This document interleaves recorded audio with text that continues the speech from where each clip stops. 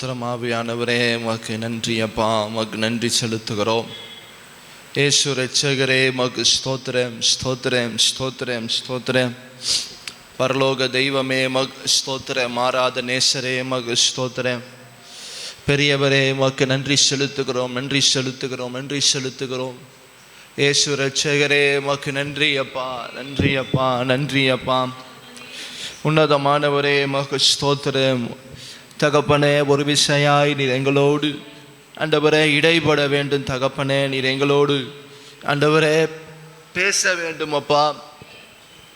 நம்முடைய வார்த்தையை கொண்டு ஆண்டவரே, நம்முடைய வசனங்களை கொண்டு என் தேவன் தாமே எங்களோடு நீர் இடைபடுவீராக இடைபடுவீராக இடைபடுவீராக.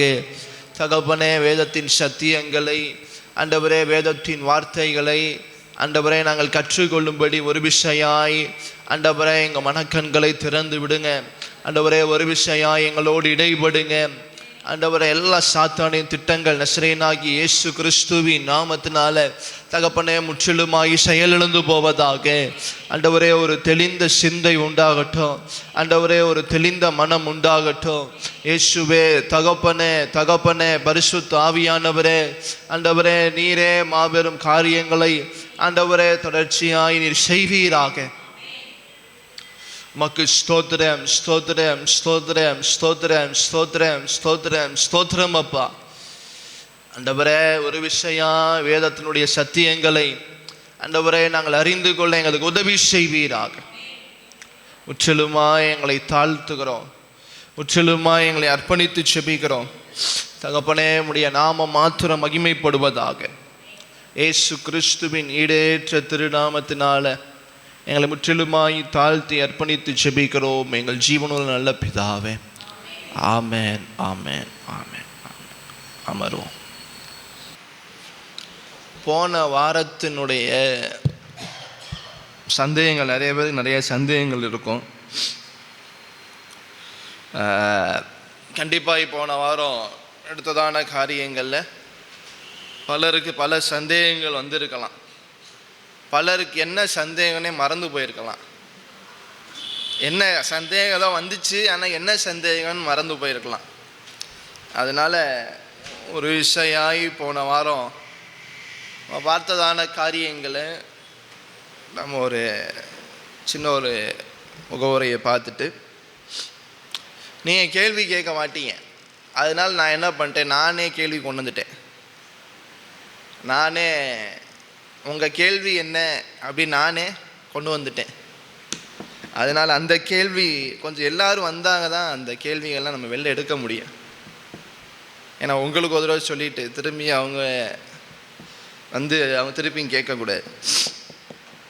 அதனால் இப்போ நம்ம போன வாரம் என்ன பார்த்தோம் என்றால், முக்கியமான ஒரு காரியம் ஆதியாம் 1ஆம் அதிகாரம் 1ஆம் வசனத்தின் மூலம் 1ஆம் வசனத்தின்படி தேவனாகிய கர்த்தர்,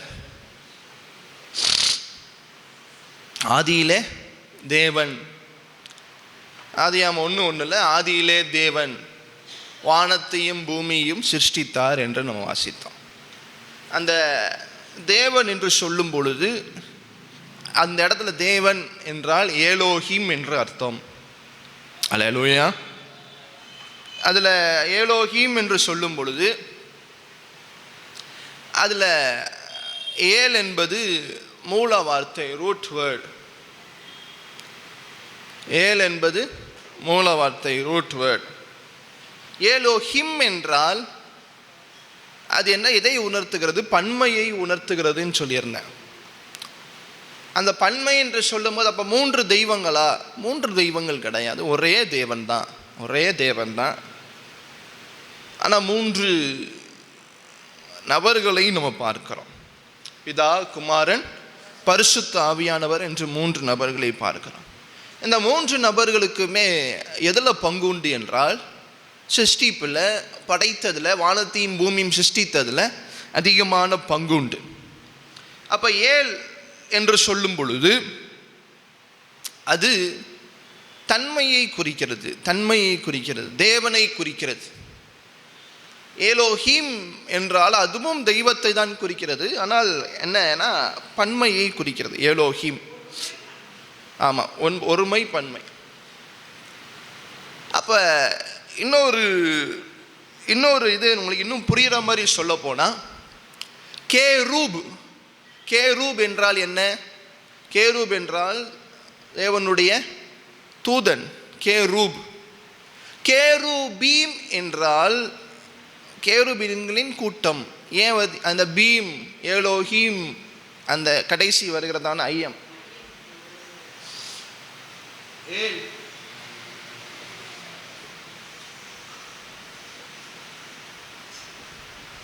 எலோஹீம்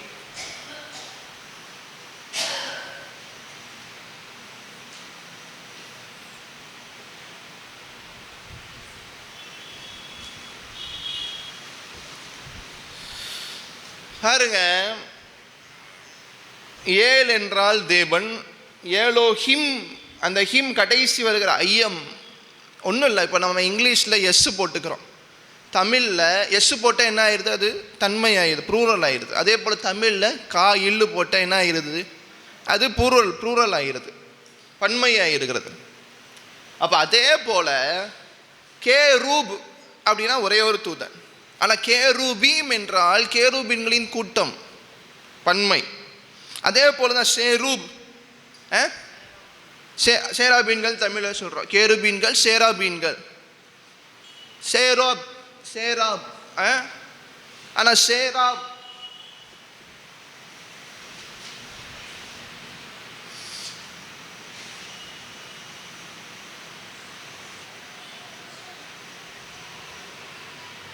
சேராப் கேருபீன்கள், சேராபீன்கள். கேருபீன் அப்படின்னா ஒரே ஒரு தூதன், சேராப் அப்படின்னா ஒரு தூதன். ஆனால் அது பக்கத்தில் ஐயம் போட்டிங்கன்னா கேருபீம் அப்படின்னா பல தேவ தூதர்கள், சேராபீம் பல தேவ தூதர்கள். அப்போ நம்ம தமிழை போல எப்படி இல்லு போடுறோமோ, இங்கிலீஷில் எப்படி எஸ் போடுறோமோ, அது இங்கிலீஷில் ஒவ்வொரு வார்த்தையும் தன்மை, அதாவது ஒருமையிலிருந்து பன்மைக்கு எப்படி மாற்றுகிறதோ, அதே போல் ஏலோஹீம் என்றால் தெய்வங்கள், சேராபீம் என்றால் தூதர்களின் படை, சேரூபினுடைய தூதர் படை. அதே போல் கேரூப், சேராபீம் ரெண்டு பேரும் பார்க்கலாம். அப்போ உங்களுக்கு ஒரு காரியம் அழகாய் புரிந்து கொள்ள முடியும். இது தேவனுடைய நாமத்தை, கர்த்தர், தேவன். முக்கியமாய் ஏலோஹீம் என்றால் தேவன் என்று அர்த்தம். இதில் எந்த வகையிலும் மாற்றம் கிடையாது. அப்போ தேவனாகிய கர்த்தர் என்ன செய்தார்? வானத்தையும் பூமியும் என்ன பண்ணினார்? அவர் சிருஷ்டித்தார். ஆதியிலே தேவன் வானத்தையும் பூமியும் சிருஷ்டித்தார். இப்போ முக்கியமாக இந்த எல் வார்த்தைகளில் எதை வேணால் என்ன செய்துக்கலாம்? நம்ம சேர்த்துக்கலாம், முன்னாடி பின்னாடி சேர்த்துக்கலாம். அப்படி சேர்த்துக்கிறது தான் பேர்கள் நம்ம பார்த்தோம். டேனியேல், சாமுவேல், இன்னும் என்னென்ன வார்த்தை நீங்களே சொல்லுங்க பார்ப்போம். 1-2 வார்த்தைகள். எஸ்ஐக்கு அது முன்னாடி சேர்த்தா, அதே இது முன்னாடி சேர்த்தா எல் ஷடாய், எல்ரோயி. முன்னாடி சேர்த்தா சில தேவனுடைய நாமங்கள் வருது, பின்னாடி சேர்த்தாலும் தேவனுடைய நாமங்கள் வருகிறது. அப்போ இந்த வார்த்தையை முன்னாடி பின்னாடி இஸ்ரேல், முக்கியமாக இஸ்ரேல் நம்ம என்ன அர்த்தம்? தேவனோடு போராடுகிறவன். இப்படி எல்லா ஏல் வருகிற பேர்களிலும் தேவன் என்கிற நாமம் தொடர்ச்சியாக என்ன செய்து கொண்டே இருக்கும்? வந்து கொண்டே இருக்கும். அது முன்னாடி சேர்த்தாலும் சரி, பின்னாடி சேர்த்தாலும் சரி, அது தேவனுடைய நாமத்தை குறிக்கக்கூடியதாக இருக்கிறது. அல்லேலூயா. நீங்கள் முன்னாடி சேர்க்கும் பொழுது தேவன் எவ்வளோ பராக்கிரமமாக இருக்கிறார், என்ன செய்கிறார், அந்த காரியங்கள் எல்லாம் வருது. பின்னாடி சேர்க்கும்போது தேவனுடைய தனிப்பட்ட விதத்தில் தனிப்பட்ட பெயர்கள் அது மாதிரி அதிகமாகி நீ வருகிறதை பார்க்க முடிகிறது. அப்போ இது முன்னாடி பின்னாடி சேர்க்கும் பொழுது தேவனுடைய பல்விதமான அவருடைய பண்புகளை, அவர் எப்படிப்பட்டவர் என்று சொல்லக்கூடியதாக இருக்கிறது. அல்லேலூயா. இப்போ நம்ம பாடின பெத்தேல் என்றால் தேவனுடைய வீடு, ஏல் பெத் என்றால் வீடு, ஏழு சேர்ந்துருச்சுன்னா தேவனுடைய வீடு. இதே போல தான் ஒவ்வொரு வார்த்தைகளும். அதே போல் எலியாவை பார்க்கிறோம், எலிசாவை பார்க்கிறோம், எலியேசரை பார்க்கிறோம். இது எல்லாம் முன்னாடி அந்த ஏல் என்கிற வார்த்தை வருகிறது. பின்னாடி தேவ தூதர்கள் கூட ஆண்டவர் கேப்ரியேல், மிகாவேல் அப்படிலாம் பேர் வச்சிருக்கிறார். அல்லேலூயா. அப்போ இந்த நாமங்கள் எல்லாத்துலேயும் வருகிற ஒரு என்னென்னா தேவன் தேவன் தேவன்கிறதை நாம் அறிந்து கொள்கிறோம். இப்போ இது ஏலோஹிம், ஏல் நேம்ஸ் ஆஃப் காட். ஏல் ஏல் என்ற அந்த என்ன சொல்கிறது அந்த வார்த்தை வைத்து வருகிறதான நாமங்களை பார்த்தோம். அதற்கு பிறகு ஆண்டவராகிய தேவன், ஆண்டவராகிய இயேசு கிறிஸ்து யோவான் சுவிசேஷம் 8ஆம் அதிகாரத்தில், யோவான் சுவிசேஷம் 8ஆம் அதிகாரம் 56 நம்ம போன வாரம் வாசித்தோம். 8ஆம் அதிகாரம் 56 உங்கள் பிதாவாகிய ஆபிரகாம் என்னுடைய நாளை காண ஆசையாயிருந்தான், கண்டும் களி கூர்ந்தான் என்றார். அப்பொழுது யூதர்கள் அவரை நோக்கி, உனக்கு இன்னும் 50 வயதாகவில்லையே, நீ ஆபிரகாமை கண்டாயோ என்றார்கள். அதற்கு இயேசு, ஆபிரகாம் உண்டாவதற்கு முன்னமே நான் இருக்கிறேன் என்று மெய்யாகவே மெய்யாகவே உங்களுக்கு சொல்லுகிறேன். அப்ப அதுல முக்கியமான வார்த்தை, உடனே என்ன செய்தாங்க? அப்பொழுது கல்லெறியும்படி, அதாவது எரியும்படி கல்களை எடுத்துக்கொண்டார்கள். இயேசு மறைந்து அவர்கள் நடுவே கடந்து தேவாலயத்தை விட்டு போனார் என்று நம்ம வாசித்தோம். அப்ப ஏன் இந்த காரியங்கள் நடந்தது? ஏசப்பா என்ன அப்படி சொல்லிட்டார்? இவங்க கல்லெடுத்து அடிக்கிற அளவுக்கு ஆண்டவராகிய தேவன் என்ன சொல்லிட்டார் அப்படின்னு பார்க்கும் பொழுது மிக முக்கியமாக என்ன காரியத்தை பார்த்தோம்? அந்த வார்த்தையில் தேவன் சொன்னதான ஒரே வார்த்தை என்ன வார்த்தை? நான் இருக்கிறேன், நான் இருக்கிறேன் என்று சொன்னதான ஒரே வார்த்தையில் கோபம் அடைந்த யூதர்களை பார்த்தோம். அப்படி நான் இருக்கிறேன் என்று அந்த ஒரு வார்த்தையில் கோபம் அடைகிறதற்கு என்ன இருக்கிறது அப்படின்னா, யாத்திராமத்தின் புஸ்தகம் 3ஆம் அதிகாரம் 13ஆம் வசனம் 14ஆம் வசனத்தின்படி ஆண்டவர் மோசையோடு பேசும் பொழுது ஆண்டவர் என்ன சொன்னார்? இருக்கிறவராகவே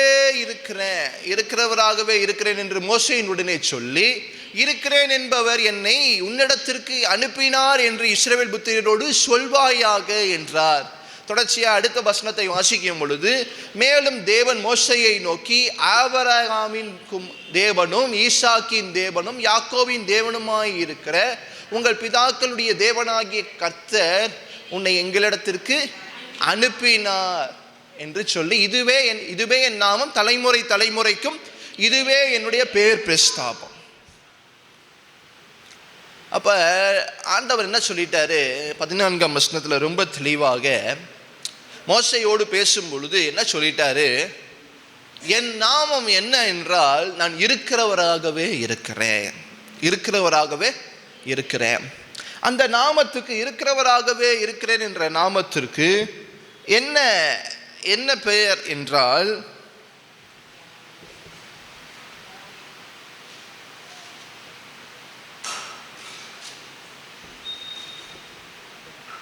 YHWH, அதுதான் யாவே என்று பார்த்தோம். யாவே என்றால் இருக்கிறவராகவே இருக்கிறேன், நான் மாறாதவர், நான் என்றென்றைக்கும் இருக்கிறவர், நான் சர்வ வல்லமையுள்ள தேவன், நான் மகா வல்லமையுள்ள தேவன். இது எல்லாமே நான் இருக்கிறவராகவே இருக்கிறேன் என்ற நாமத்துக்குள்ளாக சகலமும் வந்து அடங்கும். அப்ப இயேசு என்ன சொல்கிறார்? இந்த தேவனுடைய நாமமாகி இந்த யாவையை சொல்லும் பொழுது என்ன நடக்கிறது? இந்த யூத ஜனங்களுக்குள்ளாக பயங்கரமான கோபம் வருகிறது. கல்லெடுத்து அடிக்க தொடங்குறாங்க. ஏன் இப்படி கல்லெடுத்து அடிக்க தொடங்குறாங்க? 10 கட்டளையில் ஒரு கட்டளை என்ன? தேவனுடைய நாமத்தை வீணில் வழங்காதிருப்பாயாக. அதுக்கப்புறம் என்ன இருக்கு கட்டளைகள்ல? யாராவது தேவனுடைய நாமத்தை தேவதூஷணம் செய்தால் அவன் மேல் என்ன செய்ய வேண்டும்? கல்லெறிய வேண்டும். அல்லேலூயா. ஆனால் இந்த யாவே என்கிறதான நாமம் ரொம்பவே முக்கியமான நாமம். ஏனென்றால் இஸ்ரவேல் ஜனத்திற்கு அது ஒரு தனிப்பட்ட தெய்வத்தினுடைய நாமம். இன்னும் சொல்லப்போனால் ஒரு உறவு, தனிப்பட்ட உறவு, ஒரு கவர்னன்ட், ஒரு என்ன சொல்றது, ஒரு உடன்படிக்கையின் தேவனாய் இஸ்ரவேல் ஜனங்களுக்கு இருந்தார். அதனால இந்த உடன்படிக்கையின் தேவனுடைய நாமத்தை வெளியில யாரும் தெரியக்கூடாதுன்னு என்ன பண்ணாங்க? இஸ்ரவேல் ஜனங்கள் நினைத்தாங்க. மற்ற ஜனங்கள் என்ன பண்ணிடக்கூடாது? இந்த உடன்படிக்கையின் நாமத்தை அவங்க தெரிந்து கொள்ளக்கூடாது, யாருக்கும் தெரியக்கூடாது. எங்களுடைய நாமம், எங்களுடைய தெய்வத்தினுடைய நாமம், இது உடன்படிக்கையின் நாமம், இது வெளியில ஒருத்தருக்கும் தெரியக்கூடாது. அல்லேலூயா. அதனால என்ன செய்தாங்க, இந்த யாவே என்கிற நாமத்தை அவங்க உச்சரிக்கவே இல்லை, அவங்க சொல்லவே இல்லை. அதற்கு பதிலாக என்ன செய்தாங்க, அதோனாய் அதோனாய் என்று சொல்ல தொடங்கினாங்க. அதோனாய் என்று சொல்ல தொடங்கினாங்க. அதோனாய் என்றால் என்ன அர்த்தம்? கர்த்தர் தான் அர்த்தம். கர்த்தர் இல்லாட்டி மாஸ்டர். அப்ப தேவனுடைய நாமத்தை உச்சரிக்க அவ்வளோ பரிசுத்தமாய் அவங்க கருதுனதுனால, அது மட்டும் இல்லாமல் மற்ற ஜனங்கள் இஸ்ரவேலை தாண்டி மற்ற ஜனங்கள் இந்த தேவனுடைய இந்த உடன்படிக்கை நாமத்தை, தனிப்பட்ட நாமத்தை அறிந்து கொள்ளக்கூடாது என்று சொல்லி அந்த பெயர் என்ன செய்யவே இல்லை, அவங்க உச்சரிக்கவே இல்லை, யாவே என்கிறதை உச்சரிக்கவே இல்லை. அப்போ அதோனாய் என்று அவங்க சொல்லி கொண்டு வந்தாங்க. ஆனால் தேவன் என்ன செய்கிறார், நம்ம ஒரு நாமத்தை பார்க்கணும். இதே 6ஆம் அதிகாரத்தில் 6ஆம் அதிகாரம் 2ஆம் வசனம் 3ஆம் வசனத்தை கூட வாசிக்கும் பொழுது, மேலும் தேவன் மோசையை நோக்கி, நான் யெகோவா என்று தேவன் சொல்லுகிறார். என்ன புது நாமமா இருக்கு, யெகோவா என்று தேவன் சொல்லுகிறார். அடுத்தது திரும்பி 3ஆம் வசனத்தில் சர்வ வல்லமையுள்ள தேவன் என்றும் என்னும் நாமத்தினால் நான் ஆபிரகாமுக்கும் ஈசாக்குக்கும் யாக்கோபுக்கும் தரிசனமானேன், ஆனாலும் யெகோவா என்னும் என் நாமத்தினால் நான் அவர்களுக்கு அறியப்படவில்லை அப்படின்னு பார்த்தோம். சரி, இந்த யெகோவா நாமம் எப்படி வந்தது, யெகோவா நாமம் எப்படி வந்தது அப்படி என்று பார்க்கும் பொழுது, இந்த யாவேயும் இந்த அதோனாயையும் பிற நாட்களில் என்ன செய்தாங்க, ஒன்று இணைத்தார்கள். அப்படி ஒன்று இணைத்த பொழுது எது உருவானது,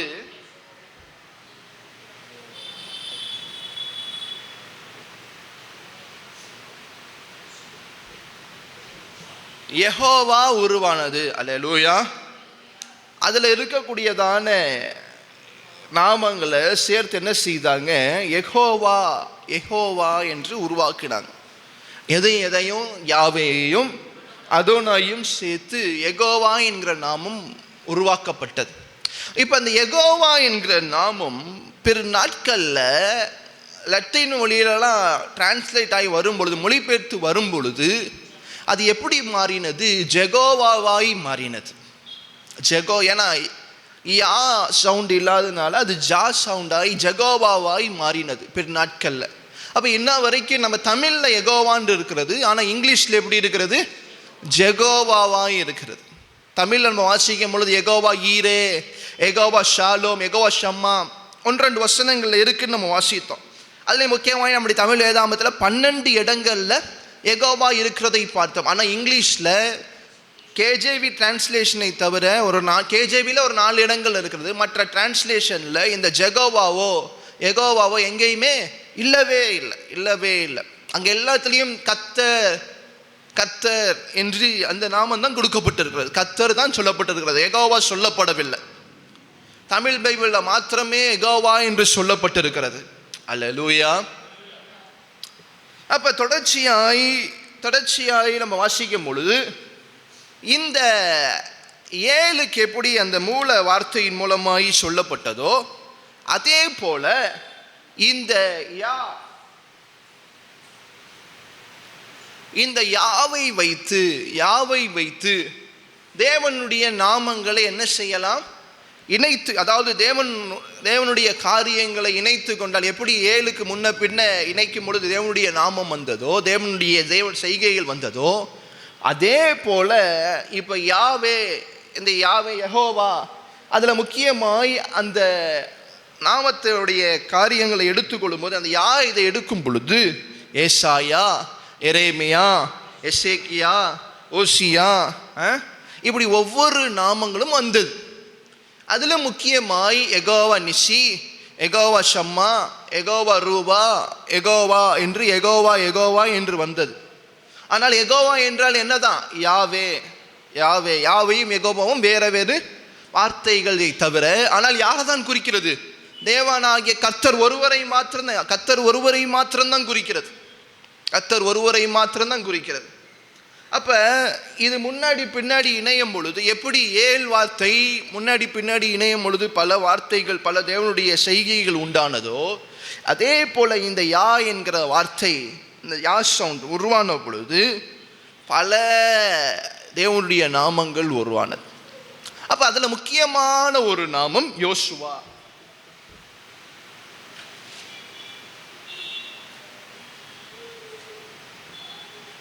இந்த யோசுவா என்கிற நாமம் அது எப்படிப்பட்ட நாமமாக இருந்தது என்றால், எபிரேய மொழியில் யெகோஷுவான்னு இருந்தது. யெகோஷுவாலிருந்து யெஷுவாவாய் மாறினது. யெஷுவாலிருந்து படிப்படியாய் அது காலடைவில் இயேசு ஜீசஸ் என்று மாறினது. சரியா? இந்த காரியங்கள் எல்லாம், இந்த காரியங்கள் வரைக்கும் நம்ம என்ன செய்தோம்? போன வாரம் நம்ம தியானித்தோம். இது எல்லா காரியங்களும் போன வாரம் என்ன செய்தோம்? நம்ம தியானித்தோம். இதை ஏன் இந்த வார்த்தைகளை நம்ம தியானித்தோம் என்றால், ஏன்னா தேவனாகிய கர்த்தர் அந்த ஒரு வசனத்தை, ஆண்டவராகிய அந்த ஒரு வார்த்தையை சொன்னார். நான் இருக்கிறவராகவே இருக்கிறேன் என்று ஆண்டவராகிய இயேசு கிறிஸ்து சொன்ன அந்த ஒரு வார்த்தையின் மூலமாக இயேசு என்ன செய்ய விரும்புகிறார்? பழைய ஏற்பாட்டின் தேவனு நானும் ஒன்று தான். நான் ஏதோ புதிய ஏற்பாட்டில் தெய்வம் கிடையாது. பழைய ஏற்பாட்டின் நாட்களில், ஆபிரகாமின் நாட்களில், இந்த உலகத்தின் தோற்றத்துக்கு முன்னாடியே நான் தான் தெய்வமாக இருக்கிறேன். அதே தெய்வம் தான் இப்போ என்ன செய்திருக்கிறேன்? பூமிக்கு இறங்கி வந்திருக்கிறேன். அல்லேலூயா என்பதை உணர்த்துவதற்காக, புரிய வைப்பதற்காக தேவன் தொடர்ச்சியாக என்ன செய்தார்? நானே ஐ ஆம் என்றால் யாவே, நான் தான் யாவே என்று சொல்லி தொடர்ச்சியாக யோவான் சுவிசேஷத்தில் பல்வேறு இடங்களில் ஆண்டவர் ஆகிய தேவன் பேச தொடங்கினார். அல்லேலூயா. இப்போ என்ன செய்ய போகிறோம் என்றால், யோவான் சுவிசேஷத்தில் 7 நானே இருக்கிறது. 7 நானே காரியங்கள் இருக்கிறது. இந்த 7 நானே காரியங்கள் எதை உணர்த்துகிறது என்றால், இயேசு கிறிஸ்துவினுடைய தெய்வீகத்தை உணர்த்தக்கூடியதாக இருக்கிறது. இயேசு கிறிஸ்துவினுடைய தெய்வீகத்தை உணர்த்தக்கூடியதாக இருக்கிறது. இந்த ஒவ்வொரு நானே பார்க்கிறதுக்கு முன்பாக போன வாரத்தில் இருந்ததான அதாவது சந்தேகங்களை நானே கேள்வியாக எழுதிட்டு வந்துட்டேன்னு சொன்னேன். நானே கேள்வியாக என்ன செய்து விட்டேன்? எழுதிட்டு வந்துட்டேன். இப்போ அந்த கேள்விகளை நான் என்ன செய்ய போகிறேன்? அந்த கேள்விகளுக்கு உண்டான பதிலை உங்களுக்கு நான் சொல்ல போகிறேன். அதுலேயே நீங்கள் நிறைய பேர் உங்களுக்கு இருக்கிற சந்தேகங்கள் நீங்கள் கற்றுக்கொள்ள முடியும் நான் நினைக்கிறேன். அல்லேலூயா. இப்போ நம்ம போன வாரம் நடந்த எல்லா காரியங்களையும் என்ன செய்தோம்? நம்ம பார்த்தோம். நம்ம போன வாரம் தியானித்ததான எல்லா காரியங்களையும் பார்த்தோம். இப்போ முதல் கேள்வி, ஏலோஹீம் என்றால் அது என்ன குறிக்கிறது? பன்மையை குறிக்கிறது. அதே போல் அது எதையும் குறிக்கிறது? ஒருமையும் குறிக்கிறது. அதுக்கு தான் அந்த உடனே அந்த கேருபீம், ஷேராபீம், அதே போல் ஏலோஹீம், இது எல்லாத்தையும் தேவனுடைய பன்மையை குறித்தாலும் தேவனாகிய கர்த்தர் ஒருவரே வேதாகம் நமக்கு தெளிவாய் சொல்லுகிறது. அல்லேலூயா. இரண்டாவது கேள்வியில் யாவேல எது கிடையாது? உயிரெழுத்துக்கள், வவல்ஸ் கிடையாது. ஆனால் இஸ்ரவேல் ஜனங்கள் எப்படி கூப்பிட்டாங்க? யாவேய அதோனாயின்னு கூப்பிட்டாங்க. அப்போ ஆனால் அதோனாயில் வவல்ஸ் இருக்கிறதே, அதில் உயிர் எழுத்துக்கள் இருக்கிறதே என்று பலர் என்ன செய்தீங்க? கேட்டிருந்தீங்க. அல்லேலூயா. இப்போ இதற்கு பதிலாக என்ன என்றால், யாவே என்று சொல்லும் பொழுது எபிரேய மொழியில் எது கிடையாது என்றால், எழுத்து முறைகள், நல்லா கவனிங்க, எழுத்து முறையில் எழுதும் பொழுது எந்த விதத்திலையும் உயிர் எழுத்துக்கள் கிடையாது. எது கிடையாது? உயிர் எழுத்துக்கள் கிடையாது, வவல்ஸ் கிடையாது. ஆனால் பேசும் பொழுது, பேசுகிற மொழியில் வவல்ஸ் உண்டு. அல்லேலூயா. இப்போ யாவே என்றால் எழுதும் பொழுது அவங்க எப்படி தான் எழுதுவாங்க? YHWH உயிரெழுத்துக்கள் இல்லாமல் தான் எழுதுவார்கள். எழுதும் பொழுது எந்த எபிரேய மொழியை எழுதினாலும், எபிரேய வார்த்தைகளை எழுதினாலும் அந்த வார்த்தைகளை அவங்க என்ன செய்வாங்க? உயிரெழுத்துக்கள் இல்லாமல் தான் எழுத்து வடிவில் எழுதுவாங்க. ஆனால் சொல்லும் பொழுது, பேசும் பொழுது உயிரெழுத்துக்களோடு சேர்த்து பேசுவார்கள். அல்லேலூயா. புரிகிறதா? அப்போ எழுதும் பொழுது YHWH யோடிஹே வாவ்ஹே நம்ம போன வாரம் நம்ம எபிரேய மொழியில் சங்கீதம் 119 படி பார்த்தோம். அப்போ எழுதும் பொழுது உயிரெழுத்துக்கள் இல்லாமல் எழுதுவார்கள். ஆனால் சொல்லும் பொழுது, பேசும் பொழுது எப்படி பேசுவாங்க? யாவே என்று சொல்லுவாங்க. உயிரெழுத்துக்களோடு இணைத்து பேசுவாங்க. ஆனால் ஏன் யாவேக்கு அப்படி செய்யவில்லை என்றால், அந்த நாமம் பரிசுத்த நாமம். அந்த நாமத்தை வீணில் வழங்கக்கூடாது. அந்த நாமத்தோடு அவங்க என்ன சேர்க்க விரும்பல? உயிரெழுத்துக்களை சேர்த்து பேசக்கூட, உச்சரிக்க கூட விரும்பல. ஏனென்றால் அது தேவனுடைய பரிசுத்த நாமம். நம்ம வீணில் வழங்கிட்டா தேவனுடைய கோபம் நம்ம மேலே விழும், நம்ம அழிந்து போய் விடுவோம். நம்முடைய சுற்றி இருக்கிறதான ஜனத்திற்கு நம்முடைய தேவனுடைய நாமம் தெரிந்து விடும் என்று சொல்லி அவங்க மிகவும் ஜாக்கிரதையாக இருந்து என்ன செய்தாங்க? யாவே என்கிற நாமத்தை அவங்க அவங்க வாயினால் சொல்லவே இல்லை. ஆனால் வேதாமத்தில் கிட்டத்தட்ட 6000 7000 முறை யாவே என்கிற நாமம் இருக்கிறது. நம்ம இஷ்டத்துக்கு சொல்லிட்டு இருக்கிறோம் யாவே யாவே யாவே என்று சொல்லி. ஆனால் இஸ்ரவேல் ஜனங்கள் அப்படி இல்லை. அவங்க வாயிலிருந்து யாவே என்கிற நாமம் வரவே இல்லை. அவங்க ஏன்னா அவ்வளோ பரிசுத்தமாய் கருதினார்கள் அந்த நாமத்தை. அதற்கு பதிலாக தான் என்ன செய்கிறாங்க? அதோனாயை இணைத்து கொள்கிறாங்க. அப்போ அதோனாயில எப்படி உயிரெழுத்துக்கள் இருக்கிறது என்றால், அதோனாயில அவங்க என்ன செய்யலை? பேச்சு மொழியில் உயிரெழுத்துக்கள் இருந்தாலும் அது தெய்வத்தினுடைய நாமத்துக்கு ஒப்பான ஒரு நாமமை தவிர தேவனுடைய நாமம் கிடையாது. யாவே என்றால் தேவனுடைய நாமம், அதற்கு ஒப்பான இன்னொரு பெயர். யாவே என்று கூப்பிட முடியாதனால என்ன செய்தாங்க? அதோனாய் என்று பெயர். அந்த நாமத்தில் பிற்நாட்கள் என்ன செய்தாங்க? வவல்ஸ் இணைத்து கொண்ட, உயிரெழுத்துக்கள் இணைத்து கொண்டாங்க. இன்னொரு படி மேலே சொல்ல போனால், காலங்கள் உருண்டு ஓடின பிறகு பெரும்பாலான எபிரேய எழுத்துக்கள் வடிவுகளிலும் எதை இணைத்து கொண்டாங்கள் என்றால், பிற்பாடு உயிரெழுத்துக்களை இணைத்து கொண்டாங்க. எழுத்து வடிவிலும் இணைத்து கொண்டாங்க பெருநாட்களில். ஆனால் அது மிகுந்த கலவரங்கள் உண்டானது, மிகுந்த சண்டை உண்டானது, அந்த பிரச்சனைகள்லாம் இருக்க தான் செய்தது. ஆனால் உயிரெழுத்துக்கள் இல்லாதது தான் எபிரேய மொழியினுடைய ஆரம்பமே உயிரெழுத்துக்கள் இல்லை. ஆனால் பேச்சு வடிவில் உயிரெழுத்துக்கள் உண்டு. அப்படி இருக்கும் பொழுது தான் யாவையே அவங்க தொடவே விரும்பலை. யாவையினுடைய நாமத்தையே அவங்க தொடவே விரும்பலை. அதுக்கு தான் என்ன செய்கிறாங்க? அவங்க ரெண்டையும் இணைத்து பிற நாட்களில் என்ன செய்கிறாங்க? யெகோவா என்கிற நாமத்தை அவங்க என்ன செய்கிறாங்க? உண்டாக்குறாங்க. அல்லேலூயா. இதெல்லாம் பெருநாட்களில் தான் உண்டாக்கப்படுகிறது. இன்னும் சொல்ல போனால் இதெல்லாம் இயேசு கிறிஸ்துவின் பிறப்புக்கு பிற்பாடி கூட நடந்திருக்கலாம் என்று சொல்லப்படுகிறது. ஆனால் ஏன் நம்முடைய தமிழ் பைபிளில் கொடுத்துருக்கிறது என்றால், நம்ம தமிழ் பைபிள் டிரான்ஸ்லேஷன்லாம் எப்போ நடந்தது? கிட்டத்தட்ட 17ஆம் 18ஆம் நூற்றாண்டில் தான் எழுதப்பட்டது. அல்லேலூயா. அதனால் அந்த காரியத்தை நாம் தெளிவாகி புரிந்து கொள்ள வேண்டாம். அப்போ அவங்களுக்கு தெரியும் ஏன் யாவேல உயிரெழுத்துக்கள் கிடையாது, ஆனால் அதோனாயில உயிரெழுத்துக்கள் இருக்கிறதை நீங்கள் அறிந்திருப்பீங்க.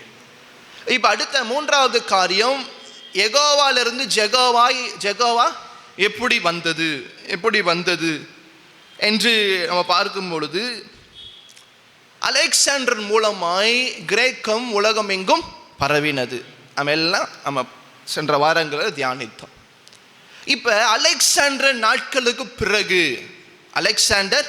நாட்களுக்கு பிறகு எந்த மொழி அதிகமாய் பரவினது என்றால் லத்தீன் மொழி.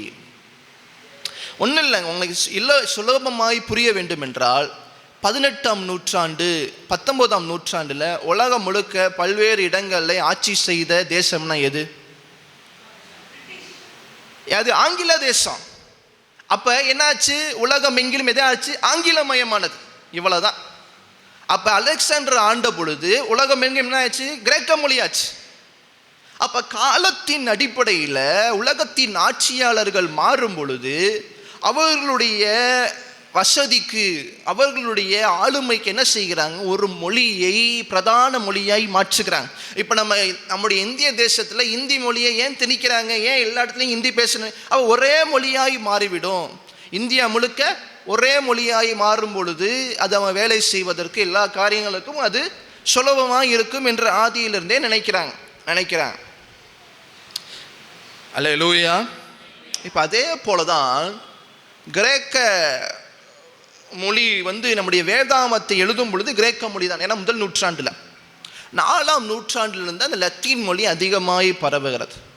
இன்னும் நீங்கள் முன்னாடி சொல்ல இன்னும் நீங்கள் நம்முடைய ஆங்கிலேயர் என்ன சொல்கிறது, ஆங்கிலேயர்களுடைய ஆட்சிக்கு முன்பாகலாம் ஃப்ரெஞ்சு படைகள் இன்னும் பல்வேறு தேசங்களில் என்ன செய்திருக்கிறாங்க, பல்வேறு நாடுகள்லாம் ஊடுருவி இருக்கிறாங்க. அந்த இடங்கள் எல்லாம் இன்ன வரைக்கும் ஃப்ரெஞ்சு பேசப்படுகிறது. அதே போல் ஸ்பெயின் பேசப்படுகிறது, ஸ்பானிஷ் பேசப்படுகிறது, போர்ச்சுகீஸ் அப்போ எந்த தேசம் இன்னொரு தேசத்தை அது ஆண்டு கொண்டு இருக்கிறதோ, முன்னாடி ஆண்டதோ, அது பல நூற்றாண்டுகள் ஆகியும் அங்கே இருக்கிற ஜனங்கள் ஒரு மொழியில் என்ன செய்துடுறாங்க, அதிகமாக பலவிடுகிறாங்க. இப்போ அதே போல் தான் இப்போ ஆங்கிலம், நம்முடைய நாட்கள்லாம் ஆங்கிலம் அதிகமாக இருக்கிறது. அப்போ அதே போல் யெகோவா என்கிற நாமம் 4ஆம் நூற்றாண்டுக்கு பிறகு லத்தீன் மொழியில் எப்படி மாறுகிறது, ஜெகோவாவாய் மாறுகிறது. அல்லேலூயா.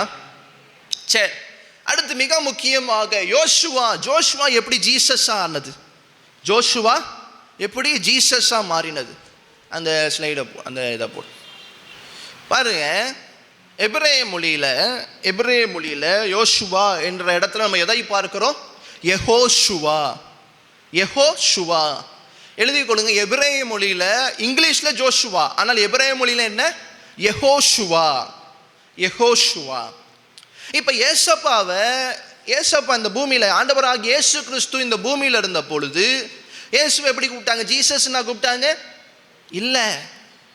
இயேசுவை எப்படி கூப்பிட்டாங்க, யெஷுவா. வேதாகமோ நமக்கு மொழிபெயர்க்கப்பட்டது எப்போ, 17ஆம் நூற்றாண்டு தமிழ் வேதாகமோ, 16ஆம் நூற்றாண்டு இங்கிலீஷ் வேதாகமோ.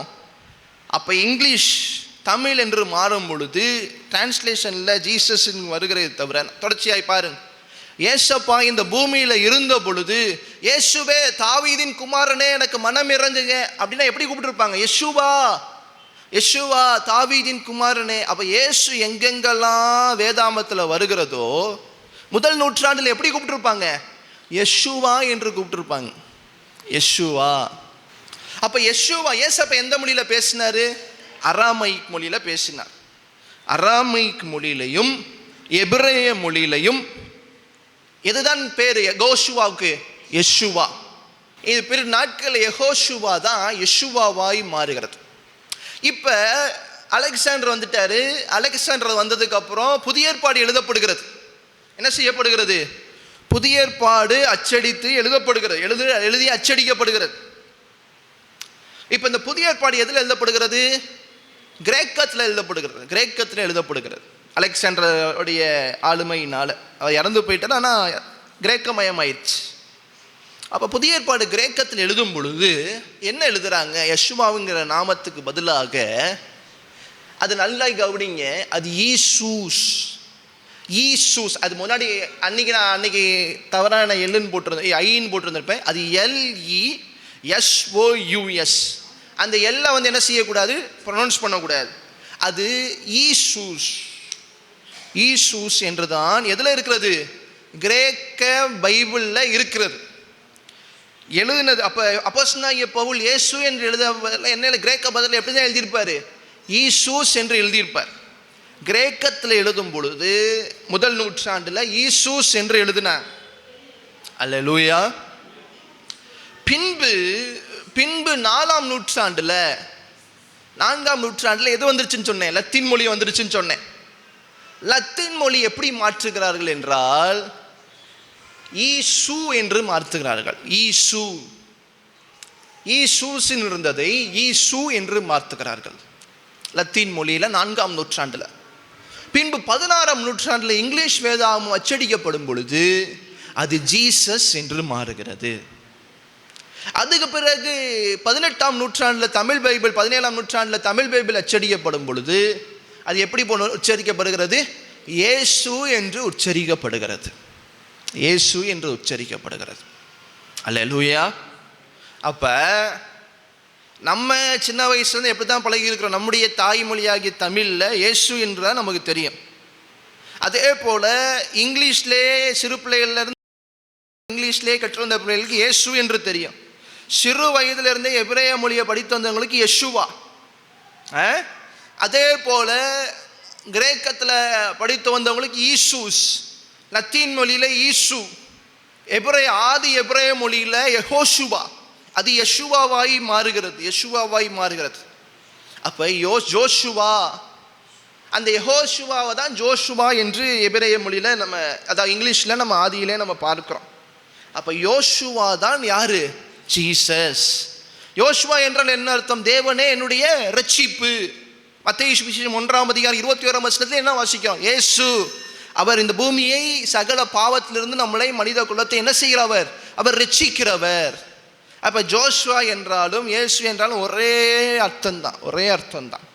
அந்த அர்த்தத்தை மாற்ற முடியாது.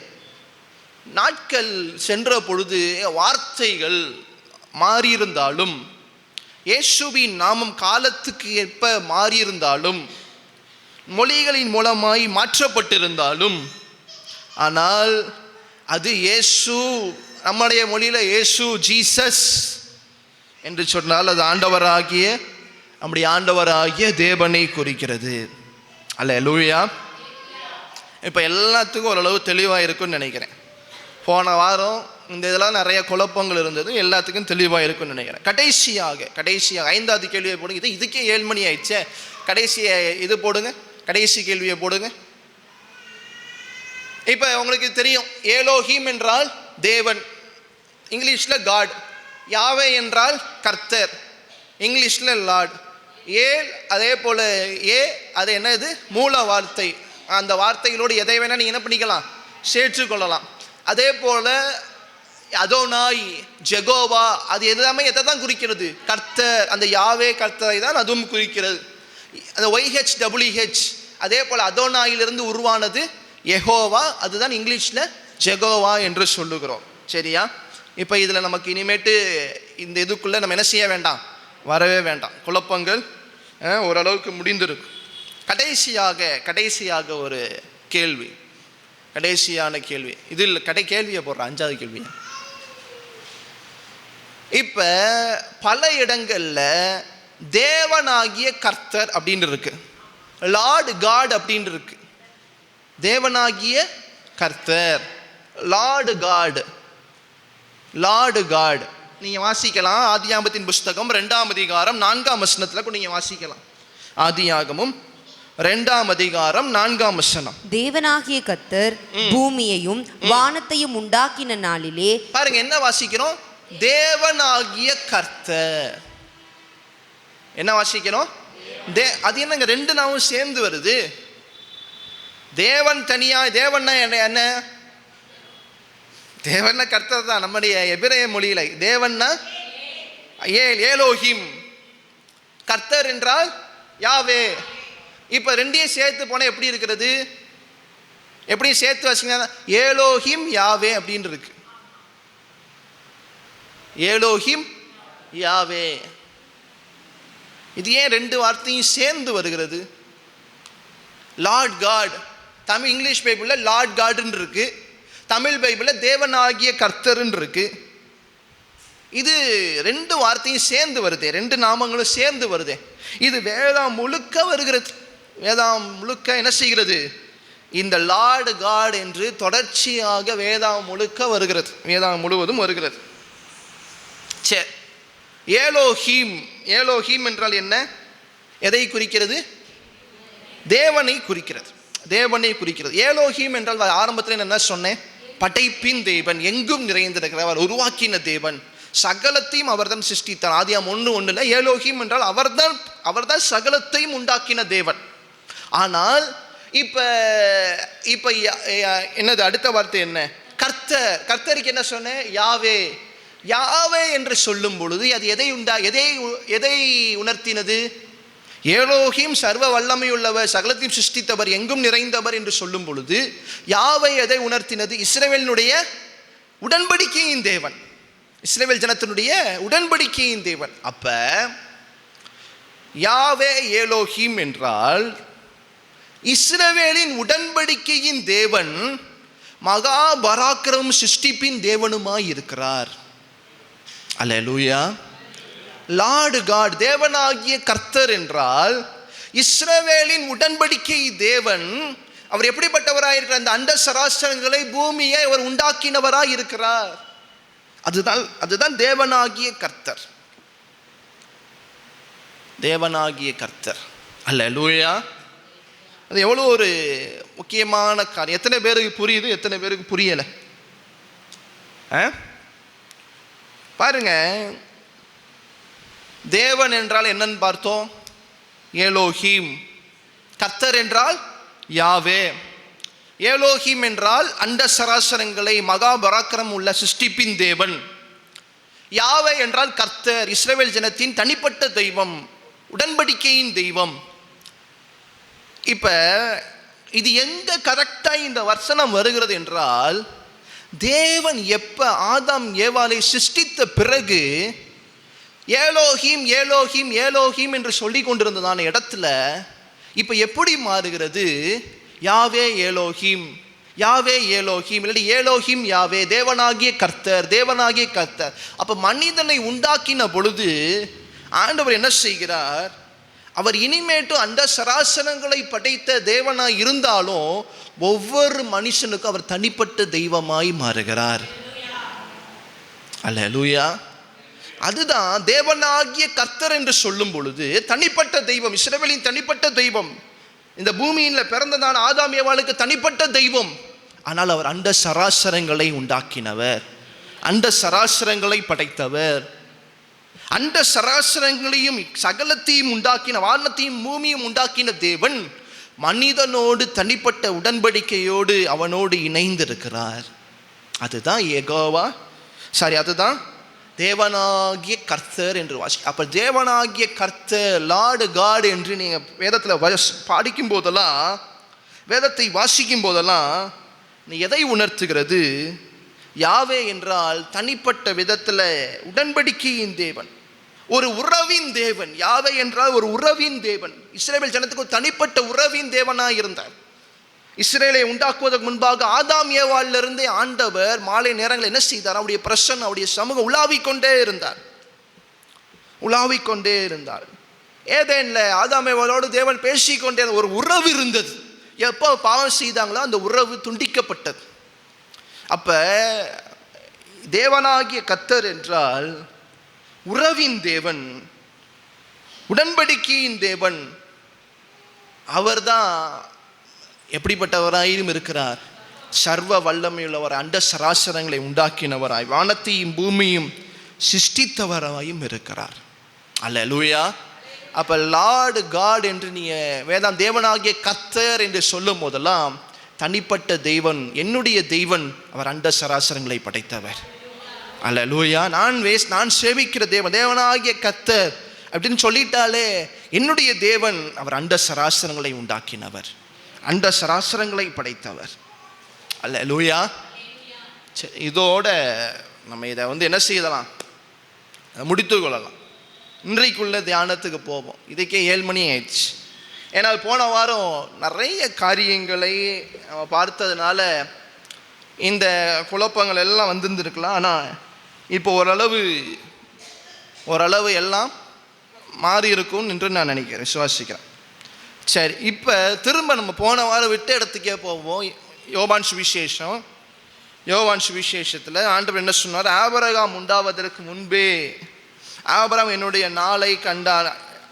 யோவான் சுவிசேஷம் 8ஆம் அதிகாரம் 56 திரும்ப கூட வாசிங்க. உங்கள் பிதாவாகிய ஆபிரகாம் என்னுடைய நாளை காண ஆசையாயிருந்தான், கண்டு கலிகூர்ந்தான் என்றார். அப்பொழுது யூதர்கள் அவரை நோக்கி, உனக்கு இன்னும் 50 வயதாகவில்லையே, நீ ஆபிரகாமை கண்டாயோ என்றார்கள். அதற்கு இயேசு, ஆபிரகாம் உண்டாகிறதற்கு முன்னமே நான் இருக்கிறேன் என்று மெய்யாகவே மெய்யாகவே உங்களுக்கு சொல்லுகிறேன் என்றார். அப்பொழுது அவர் மேல் எரியும்படி கல்லுகளை எடுத்து கொண்டார்கள். இயேசு மறைந்து அவர்கள் நடுவே கடந்து தேவாலயத்தை விட்டு போனார். சரி, இதில் தான் நம்ம ஆரம்பித்தோம். இதில் ஆரம்பித்து தான் ஏசப்பாவுடைய நாமங்கள் எல்லாத்தையும் பார்த்துட்டு வந்துட்டோம். அப்போ ஏலோஹீம் என்றால் தேவன், யாவே என்றால் ஏசப்பாவை தான் குறிக்கிறது, யெகோவா என்றால் ஏசப்பாவை தான் குறிக்கிறது, அதோனா என்றால் ஏசப்பா தான், இயேசு தான், இன்னும் யோசுவா என்றால் இயேசு தான், யெகோவா என்றால் ஜெகோவா என்றால் இயேசு தான். எல்லாமே இயேசுவை தான் குறிக்கிறது. அவர்தான் கர்த்தர் என்பதை உணர்த்துகிறது. இப்போ இந்த இடத்துல தேவனாகி ஆண்டவராகி இயேசு கிறிஸ்துவ என்ன செய்கிறாரு? நான் இருக்கிறேன் என்று சொல்கிறார். அதுக்கு தான் நம்ம திரும்ப யாத்திராம புஸ்தகத்தின் வழியாகி பார்த்தோம். மோசையினுடைய ஆண்டவர் பேசினார், நான் இருக்கிறவராகவே இருக்கிறேன் என்று சொன்னார். அப்படின்னா தெய்வத்தை குறிக்கிறது. நான் இருக்கிறவராகவே இருக்கிறேன், யாவேயை குறிக்கிறது. ஏசப்பா சொன்னார், நான் தான்ப்பா அந்த யாவே, நான் தான் யாவே. பழைய ஏற்பாட்டின் தேவன் ஆபிரகாம்லாம் என்னுடைய நாட்களை பார்த்துருக்கிறார். அப்போ உடனே கேட்குறாங்க, உங்கள் வயசே 50 எப்படி ஆபிரகாம் நாட்களை பார்த்தீங்கன்னு சொல்லி. உடனே ஆண்டவர் திருப்பியும் சொல்கிறார், உடனே கல்லடித்து அடிக்க ஆரம்பிக்கிறாங்க. இப்போ மிக முக்கியமாக இன்று மாலை வேளையில் யோவான் சுவிசேஷம் 4 சுவிசேஷங்கள் இருக்கிறது. அதில் யோவான் சுவிசேஷத்தினுடைய முதன்மையான நோக்கம் என்ன சொல்லுங்க பாப்பா. நான் இதில் வரைக்கும் எடுத்துகிட்ட 3 வாரங்களும் சொல்லியிருக்கிறேன். இயேசு கிறிஸ்துவே தெய்வம் என்பதை நிரூபிக்க வேண்டும்.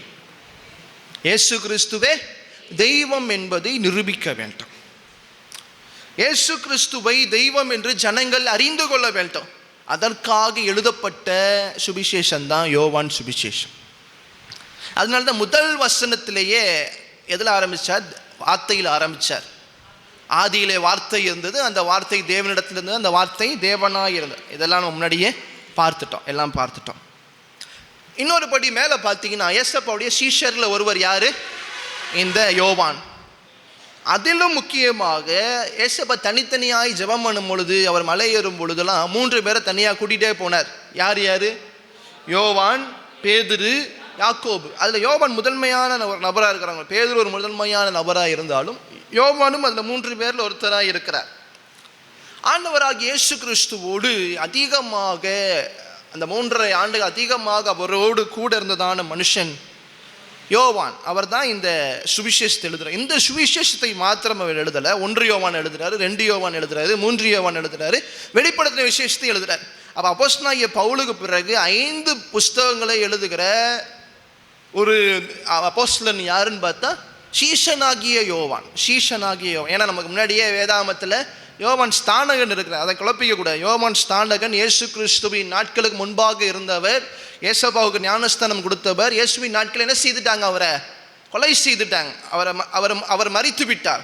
ஆனால் யோவான் என்று சொல்லும் பொழுது வேதாகமத்தை எழுதின யோவான், சுவிசேஷத்தை எழுதின 1 யோவான், 2 யோவான், 3 யோவான், வெளிப்படுத்தின விசேஷம் எழுதின யோவான் இயேசுவோடு கூட இருந்ததான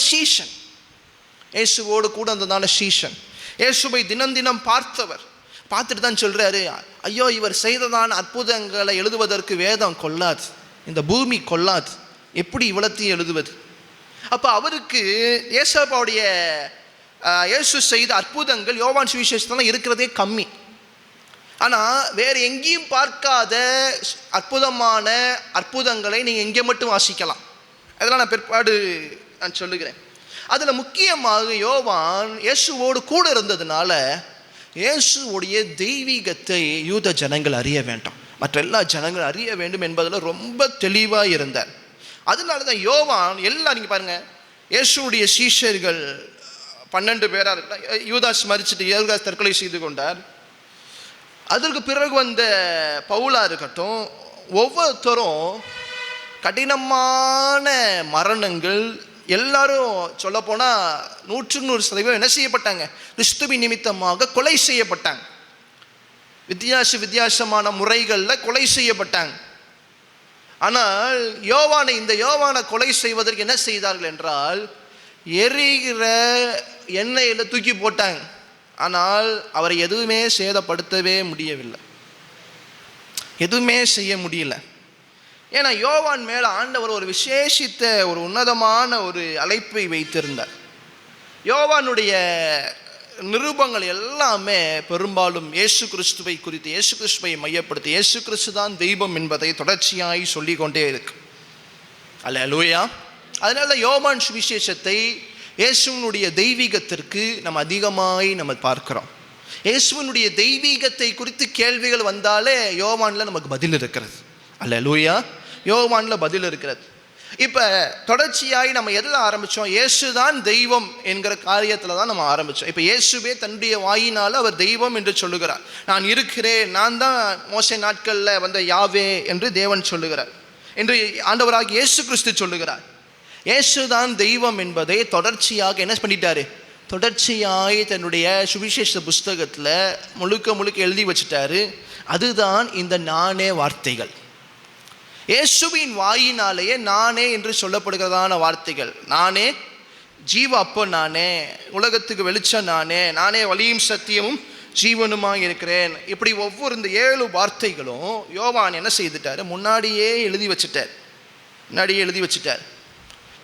இப்போ யோவான் என்ன செய்கிறார், இயேசு கிறிஸ்து தான் தெய்வம் என்பதை, அவருடைய தெய்வீகத்தை அதிகமாக அவருடைய சுவிசேஷ புஸ்தகத்தில் முழுக்க என்ன செய்து விட்டார், எழுதி வைத்து விட்டார். அப்படி எழுதின முதல் வார்த்தை நம்ம யோவான் 1:1 பார்த்தோம். இதில் இயேசு சொல்லுகிறதான 7 வார்த்தைகள். ஏசப்பா சொல்கிற முதல் வார்த்தை யோவான் 6:35. யோவான் 6:35. இயேசு அவர்களை நோக்கி, ஜீவ அப்பம் நானே, ஜீவ அப்பம் நானே. அல்லேலூயா. தேவன் என்ன 2000 வருஷத்துக்கு முன்னாடி என்ன சொன்னாரோ அதை யோவான் பக்கத்துலேருந்து பார்த்து எழுதி வச்சிருக்கிறார். அல்லேலூயா. இயேசுனுடைய ரொம்ப நெருக்கமாக இருந்த சீஷர்கள் எழுதி வச்சிருக்கிறார். அப்போ ஏசப்பா என்ன சொல்றாரு, ஜீவ அப்பம் நானே, என்னிடத்தில் வருகிறவன் ஒரு காலமும் பசியடையான், என்னிடத்தில் விசுவாசமாய் இருக்கிறவன் ஒரு காலம் தாகமடையான். அல்லேலூயா. இப்போ மிக முக்கியமாய் நான் கதை தான் சொல்ல போகிறேன். மிக முக்கியமாக நீ வேதாகமத்தை பார்க்க வேண்டும், நமக்கு நேரமும் இல்லை. மிக முக்கியமாய் பாருங்க, யோவான் சுவிசேஷத்தில் 6ஆம் அதிகாரத்தில் இந்த காரியத்தை பார்க்கிறோம். இயேசு ஜீவ அப்போ நானே என்று சொல்லுகிறார். அப்படி தானே? சரியா? இப்போ தொடர்ச்சியாக இந்த 6ஆம் அதிகாரத்தில் என்ன சம்பவம் நடக்கிறது என்று பார்த்தால், ஏசப்பா என்ன செய்கிறார், இயேசுவானவர் என்ன செய்கிறார், நீங்கள் 5ஆம் வசனத்தை கூட வாசிக்கும் பொழுது, இயேசு தம்முடைய கண்களை ஏறெடுத்து திரளான ஜனங்கள் தம்மிடத்தில் வருகிறதை கண்டு பிலிப்போவை நோக்கி, இவர்கள் சாப்பிடத்தக்கதாக அப்பங்களை எங்கே கொள்ளலாம் என்று கேட்டார். அல்லேலூயா. இப்ப ஏசப்பா அங்க மலை பகுதியில் என்ன செய்து கொண்டிருக்கிறார், பிரசங்கம் பண்ணி கொண்டிருக்கிறார். ஜனங்கள் எல்லாம் எப்படி இருக்கிறாங்க, பசியா இருக்கிறாங்க. உடனே பிலிப்பை பார்த்து கேட்கிறாரு, இவர்கள் சாப்பிடுவதற்கு அப்பங்கள் எங்கே கொள்ளலாம் என்று கேட்கிறார். உடனே பிலிப்பு என்ன பதில் சொல்லி இருந்திருக்கணும் விசுவாசத்தோட, அதான் நீங்க இருக்கிறீங்களா ஆண்டவரே. பிலிப்பு என்ன சொல்றாரு, இயேசு தம்முடைய அடுத்த வசனத்தை வாசிங்க. தாம் செய்ய போகிறதை அறிந்தும் அவனை சோதிக்கும்படி இப்படி கேட்டார். ஏசப்பா பிலிப்பை சோதிக்கும்படி தான் இந்த கேள்வியை கேட்டிருக்கிறார். பிலிப்பை சோதிக்கிறதற்கு எவ்வளோ பேர் இருக்கிறாங்களே, எப்படி அப்பம் கொடுக்க போறீங்க, எப்படி அவங்கள போஷிக்க போறீங்க, ஏசப்பா பிலிப்பை சோதிக்கிறதுக்காண்டியே கேட்டாராம். தொடர்ச்சியாய் வாசிங்க. பிலிப்பு அவருக்கு பிரதியுத்தரமாக, இவர்களில் ஒவ்வொருவனும் கொஞ்சம் கொஞ்சம் எடுத்துக்கொண்டாலும் 200 பணத்துக்கு அப்பங்கள். இப்ப பிலிப்பு என்ன சொல்றாரு, மனுஷீகமா பேசுறாரு. இந்த இடத்துல பிலிப்பு என்ன சொல்றாரு, மனுஷீகமா பேசி என்ன சொல்றாரு, இவங்க எல்லாத்தையும் கொஞ்சம் கொஞ்சம் சாப்பாடு உணவு கொடுத்தாலும் 200 பணத்து அப்பங்கள் இவர்களுக்கு போதாது. 200 பணத்து அப்பங்கள்னா கிட்டத்தட்ட பாதி வருஷம் 6 மாசம் சம்பளம். 6 மாசம் சம்பளம். இங்கிலீஷில் கூட ரொம்ப தெளிவாக, இங்கிலீஷில் அது தெளிவாகவே போட்டிருக்கு. இங்கிலீஷில் அது தெளிவாகவே அது போட்டிருக்கு பாருங்க. It would take more than half a year's wages. 6 மாசம் சம்பளம் எடுக்குமா. எதற்கு? இவங்களெல்லாம் 5000 ஆண்களை மட்டும் போஷிக்கிறதுக்கு. 5000 குடும்பமாக இருக்கிறாங்க. 5000 ஆண்கள் மட்டும் 5000 ஆண்கள் மட்டும் இங்கே இருக்கிறாங்க. அப்போ பிலிப்புகிட்ட ஆண்டவர் சோதிக்கிறாரு. பிலிப்பு என்ன செய்தர்றாரு, ஐயோ அது பாதி வருஷம் சம்பளம் எடுக்குமே, எப்படி இந்த ஜனங்களுக்கு கொடுக்குறாரு. உடனே அடுத்த ஆளுக்கு போறாரு. அடுத்த ஆள் ஏசப்பா அடுத்த கேட்கிறார். அடுத்த யார்கிட்ட கேட்கிறாரு, அப்பொழுது அவருடைய சீஷரில் ஒருவனும் சீமோன் பேதுருவின் சகோதரனும் ஆகிய பேதுருடைய அண்ணே அந்திரேயாட்ட கேட்கிறார். ஆண்டவராகிய ஏசப்பா என்ன கேட்கிறாரு, அந்திரேயாவை நோக்கி, இங்கே ஒரு பையன் இருக்கிறான், அவன் கையில் 5 வார்கோதுமை அப்பங்களும் 2 மீன்களும் உண்டு, ஆனாலும் அவைகள் இத்தனை ஜனங்களுக்கு எம்மாத்திரம் என்றான். அல்லேலூயா. அவனையும் ஆண்டவர் சொல்லி பிலிப்பையும் அந்திரேயாவையும் சொல்லிக்கிறார். 2 பேருமே. பிலிப்பு ஐயா 6 மாதம் சம்பளம் இதாகிருங்கிறாரு. அந்திரேயா என்ன சொல்கிறாரு, இங்கே ஒரே ஒரு சின்ன பையன், அவன் சின்ன ஸ்நாக்ஸ் வச்சுருக்கிறான். ஸ்நாக்ஸ் மாதிரி அவன் டப்பா உபாஸ் ஜபத்துக்கு வந்திருக்கிற மாதிரி இந்த சின்ன பிள்ளைலாம் டப்பா டிஃபன் பாக்ஸ் கொண்டு வரது பாருங்கள் சாப்பிட்றதுக்கு. அது மாதிரி அந்த சின்ன பையன் என்ன பண்ணியிருக்கிறான், சாப்பாடு கொண்டு வந்துருக்கிறான். சாப்பாடு கொண்டு வந்தால் இது மட்டும்தான் இருக்குது. இது இந்த ஜனங்களுக்கு எல்லாம் ஏமாத்திரம் பத்தாது. உடனே ஆண்டவர் என்ன செய்கிறாரு? வாசிங்க. இயேசு ஜனங்களை உட்கார வையுங்கள் என்றார். அந்த இடம் மிகுந்த புல்லுள்ளதா இருந்தது. பந்தி இருந்த புருஷர்கள் ஏறக்குறைய 5000 புருஷர்கள் மட்டும். இயேசு அந்த அப்பங்களை எடுத்து ஸ்தோத்திரம் பண்ணி சீஷர்களிடத்தில் கொடுத்தார். சீஷர்கள் பந்தி இருந்தவர்களுக்கு கொடுத்தார்கள். அப்படியே மீன்களையும் அவர் எடுத்து அவர்களுக்கு வேண்டிய மட்டும் கொடுத்தார். அவர்கள் திருப்தி அடைந்த பின்பு அவர் தம்முடைய சீஷர்களை நோக்கி, ஒன்றும் சேதமாய் போகாதபடிக்கு மீதியான துணிக்கைகளை சேர்த்து வையுங்கள். முக்கியமான வார்த்தை என்ன தெரியுமா? அவர்கள் திருப்தி அடைந்த பின்பு. சாப்பிட்டு வயிறே ஃபுல் ஆயிடுச்சு, 5 அப்பம் 2 மீன் தான். ஆனா திருப்தி அடைந்த பிறகும் ஏசப்பா என்ன செய்கிறார்? மீதியான துணிக்கைகள். எத்தனை துணிக்கைகள் இருக்கிறது? 12 கூடுகை. ஏன் 12 கூடுகை? இந்த பிலிப்புக்கு, இந்த அந்திரேயாவுக்கு புரியணும், இயேசு கிறிஸ்து நான் தான் தெய்வம், என்னால் செய்ய முடியாத அற்புதங்கள் இல்லை என்பதை உணர்த்துவதற்காக. ஏசு முன்னாடி சோதித்தார்ல, பிலிப்பை சோதித்தார்ல, அந்திரேயாவை சோதித்தார்ல, 2 பேரும் மனுஷிகமாக பேசினாங்கல்ல. போங்க பாருங்க, 12 கூடைகள் நான் மீத எடுக்க தர முடியும் உங்களுக்கு. அல்லேலூயா. 5 அப்பம் 2 மீன் தான். ஆனால் 12 கூடைகள் மீந்தி எடுத்து என்ன செய்ய முடியும்? உங்கள் வீட்டுக்கே நான் கொடுத்து விட முடியும். உங்கள் வீட்டுக்கே நான் கொடுத்து விட முடியும். அல்லேலூயா. இயேசு கிறிஸ்து செய்த ஒவ்வொரு காரியமே அவருடைய தெய்வீகத்தை தான் குறிக்கிறது. ஏசப்பா இதை செய்து முடிக்கிறார். இதை செய்து முடிச்சுட்டு இப்போ 4 சுவிசேஷங்களையும் நம்ம பார்க்கக்கூடியதான ஒரு அற்புதம் அப்படின்னு பார்த்தா, இந்த 5000 பேர் ஆண்கள் மட்டும் சாப்பிட்றது, எல்லாம் சேர்த்தா கிட்டத்தட்ட 15000 பேர் 20000 பேர் இருக்கும். இந்த நாட்களில் ஒரு குடும்பத்துக்கு 2 பிள்ளைகள்னு அந்த காலத்தில் சொல்ல முடியுமா? ஒரு குடும்பத்துக்கு எத்தனை பிள்ளைங்கன்னு சொல்ல முடியுமா? ஒவ்வொரு குடும்பத்துக்கு குறைஞ்சது 10 இருந்திருக்கும். அதெல்லாம் கணக்கு பண்ண எங்கே போகிறது? அவ்வளோ பேரும் சாப்பிட்டு 12 கூடை சீசர் எல்லாம் போ, உன் விசுவாசம் பெருகட்டும் போ. அல்லேலூயா. இப்போ இதை செய்தோடனே, இதை செஞ்சோடனே இப்போ ஜனங்களுக்கு, ஐயோ இப்படிப்பட்ட ஒரு நபரா, இவரை நம்ம என்ன செய்யணும்? நம்ம யூதர்களுக்கு ராஜாவாக்கிடணும். நமக்கு இப்படி ஒரு சாப்பாடு கொடுக்குறவரா? ஜனங்களை ஈஸியாக கரெக்ட் பண்ண என்ன பண்ணிடலாம்? உணவை கொடுத்து சாப்பாடை கொடுத்தாலே அவங்க சகலத்தையும் மறந்துடும். அப்போ பாருங்க, இந்த ஜனங்களுக்கு போஷித்த உடனே, ஆண்டவராகிய தேவன் போஷித்த உடனே இவங்க என்ன நினைக்கிறாங்க? 15ஆம் வசனம் ரொம்ப தெளிவாய் சொல்லப்பட்டிருக்கிறது. ஆதலால் அவர்கள் வந்து தம்மை ராஜாவாக்கும்படி, இயேசு கிறிஸ்துவை, இயேசுவை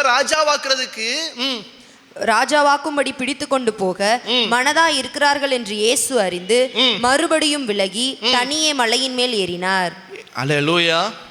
இயேசு கிறிஸ்துவை ராஜாவாக்க வேண்டும் என்று சொல்லி இந்த ஜனக்கூட்டம், எல்லா கூட்டம் என்ன செய்கிறது? வருகிறது. இயேசு கிறிஸ்துவுக்கு இந்த பேர் பதவிகளே பிடிக்காது. அதனால தான் எங்களுக்கும் பிடிக்கிறது இல்லை. போங்க, உங்கள் பேர் பதவி பிஷப்பு அந்த இது எதுவுமே எங்களுக்கு வேண்டாம். நாங்கள் எங்களை போதரர் கூட என்ன பண்ணுறதில்ல, சொல்கிறதில்ல. சகர், பிரதர், சிஸ்டர் அழகாக சொல்கிறாங்க, பிரதர், சகோதரர். அல்லேலூயா. ஏசப்பா முதல் முறையாய் வரும் பொழுது அவர் ராஜாவாக்குற நோக்கத்தில் வரவே இல்லை. ஆனால் 2வது வாட்டி வர்றப்ப அவர் ராஜாவாக தான் வர்றார். அதை எவனாலையும் தடுக்க முடியாது. யாரும் போய் அவரை ராஜாவால ஆக்கிறது கிடையாது. அவரே ராஜாவாக தான் வரப்போகிறார். அல்லேலூயா. ஆனால் இந்த ஜனங்கள் இதை புரிந்து கொள்ளாமல் முதல் வாட்டி வரும் பொழுதே அவரை எப்படியாவது ராஜாவாக்கிடணும். ஏன்னா சகலமும் அவர்கிட்ட இருக்கு. அற்புதங்களை செய்கிறாரு, ஆச்சரியமான காரியங்களை செய்கிறாரு. நம்ம மேசியா போலவே இருக்குது. மேசியா இப்போ தேவனுடைய குமாரனாக இருப்பார் போல, இவரை ராஜாவாக்கிடணும். உடனே ஏசாப்பா இவனுடைய நோக்கத்தை தெரிஞ்சு இவங்கள தப்பிச்சு போயிடுறார். ஆண்டவர் இவங்கள்ட்ட இருந்து விலகி ஓடிடுறார். மறுபடியும் விலகி அவர் என்ன செய்கிறார்? தனியே மலையின் மேலே ஏறினார். அதுல 16 வாசிங்க, வேகமாய் வாசிங்க. சாயங்காலமான போது அவருடைய சீஷர்கள் கடற்கரைக்கு போய் படவில் ஏறி கடலின் அக்கறையில் உள்ள கப்பர்நகூமுக்கு நேராய் போனார்கள். அப்பொழுது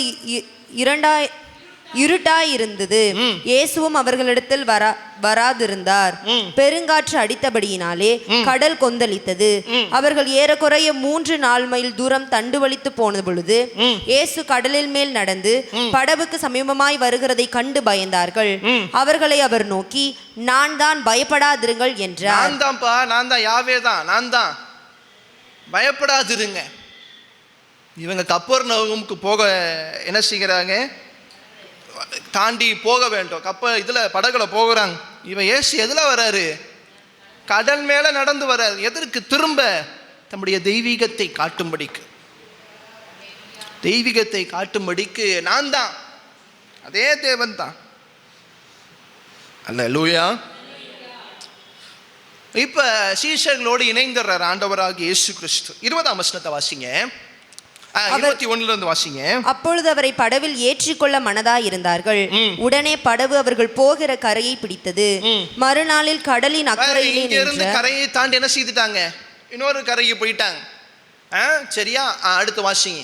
மறுநாளில் கடலின் அக்கறையிலே நின்ற ஜனங்கள் அவருடைய சீஷர் ஏறின அந்த ஒரே படவு தவிர அங்கே வேறொரு படவும் இருந்ததில்லை என்றும், இயேசு தம்முடைய சீஷருடனே கூட படவில் ஏறாமல் அவருடைய சீஷர் மாத்திரம் போனார்கள் என்றும் அறிந்தார்கள். கர்த்தர் ஸ்தோத்திரம் செய்த பின்பு அவர்கள் அப்பம் சாப்பிட்ட இடத்திற்கு சமீபமாய் திபேரியாவில் இருந்து என்ன தெரியுமா நடக்குது? நேற்றுக்கு ஆண்டவர் எங்க போஷித்தாரோ அது ஒரு சாயந்தரம் நடந்திருக்கு, அடுத்த நாள் விடிஞ்சிருக்கு. சாயந்தரம் நடந்து அடுத்த நாள் விடிஞ்சிருக்கு. இப்போ இந்த ஜனலாம் எங்க போகுது? ஏசப்பா அற்புதம் செய்த இடத்துக்கு போகுது. எதற்கு? திரும்ப நமக்கு அந்த இடத்துல அற்புதம், நமக்கு அப்பம் கிடைக்குமா, மீன் கிடைக்குமான்னு போகுது.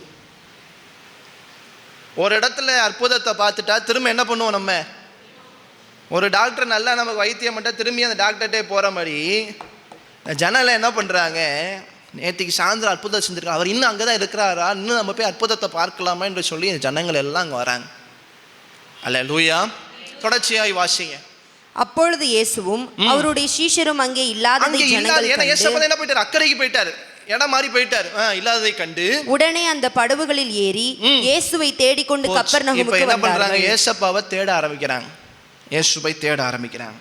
தொடர்ச்சியா அடுத்த வசனங்களை வாசிங்க. கடலின் அக்கறையிலே அவர்கள் அவரை கண்டபோது, ரபி, நீர் எப்பொழுது இவ்விடமிட்டு வந்தீர் என்று கேட்டார்கள். இயேசு அவர்களுக்கு பிரதியுத்தரமாக, நீங்கள் அற்புதங்களை கண்டதினால் அல்ல, நீங்கள் அப்பம் புசித்து திருப்தியானதினாலேயே என்னை தேடுகிறீர்கள் என்று மெய்யாகவே மெய்யாகவே உங்களுக்கு சொல்லுகிறேன். அழிந்து போகிற போஜனத்திற்காக அல்ல, நித்திய ஜீவன் வரைக்கும் நிலை நிற்கிற போஜனத்திற்காகவே கிரியை நடப்பியுங்கள். அதை மனுஷகுமாரன் உங்களுக்கு கொடுப்பார். அவரை பிதாவாகிய தேவன் முத்திரித்திருக்கிறார் என்றார். அல்லேலூயா. ஏசப்பாவுக்கு தெரிஞ்சு போச்சு தன்னை நோக்கி ஒரு பெருங்கூட்டம் வந்துட்டு இருக்கு. அதுலேயும் முக்கியமாக இந்த கூட்டம் பார்த்துருச்சு. கூட்டம் பார்த்த உடனே என்ன சொல்கிறாங்க? ரபி. ரபி என்றால் போதகரே, போதகரே என்ற அர்த்தம். 25ஆம் வசனத்தில் இங்கே வந்தீங்க, எங்களுக்கு அங்கே இருந்து என்ன பண்ணுங்க? சாப்பாடு கொடுங்க. 26ஆம் வசனத்தில் ஆண்டவர் இவங்களுடைய யோசனைகளை அறிந்து, அதுதான் சகல ஞானியில் சகலத்தையும் அறிந்திருக்கிறார்ல, யோசனைகளை அறிந்து இயேசு அவர்கள் பிரதித்தனமாக, நீங்கள் அற்புதத்தை பார்த்ததுனால, நீங்கள் அற்புதத்தை கண்டதினால் அல்ல, நீங்கள் அப்பம் புசித்து திருப்தியான நாளே. ஆண்டவர் என்ன சொல்கிறாரு? உங்கள் ஆத்மா திருப்தி அடையல, உங்கள் வயிறு திருப்தியானதுனாலேயே நீங்கள் திரும்பி என்ன பண்ணியிருக்கிறீங்க? என்னை தேடி வந்திருக்கிறீங்க. 3 நாள் உங்களுக்கு சுவிசேஷத்தை சொல்லிகிட்டு இருக்கேன். அதை கேட்டு, அந்த வார்த்தையை கேட்டு உங்கள் இருதயம் திருப்தி அடையலை. ஆனால் நான் கொடுத்த சாப்பாடில் நீங்கள் திருப்தி அடைஞ்சதுனால திரும்ப அந்த சாப்பாடை கேட்டு வந்திருக்கிறீங்க. அல்லேலூயா. அந்த உணவுக்காக தான் என்னை தேடி வந்திருக்கிறீங்க. அப்போ ஏசப்பா இந்த 27ஆம் வசனத்தில் ரொம்ப தெளிவாக சொல்கிறாரு, அழிந்து போகிற போஜனத்துக்காக அல்ல, நித்திய ஜீவன் வரைக்கும் நிலைத்திருக்கிற போஜனத்துக்காகவே கிரியையை நடப்பியுங்கள். சாப்பிட்டு என்னத்தை செய்ய போறீங்க? சாப்பிட்டு அழிந்து போகிறதான இந்த சரீரத்திற்காக நீங்கள் சாப்பிட்டு என்ன செய்ய போகிறீங்க? அழியாமையா இருக்கிறதான உங்கள் ஆத்துமாக்களுக்கு நான் போஜனம் கொடுத்திருக்கிறேன். நித்திய ஜீவனுக்கு அதுதான் உங்களை கொண்டு போகும். நித்திய ஜீவன் வரைக்கும் நிலைத்திருக்கிற போஜனத்திற்காகவே என்ன செய்யுங்க?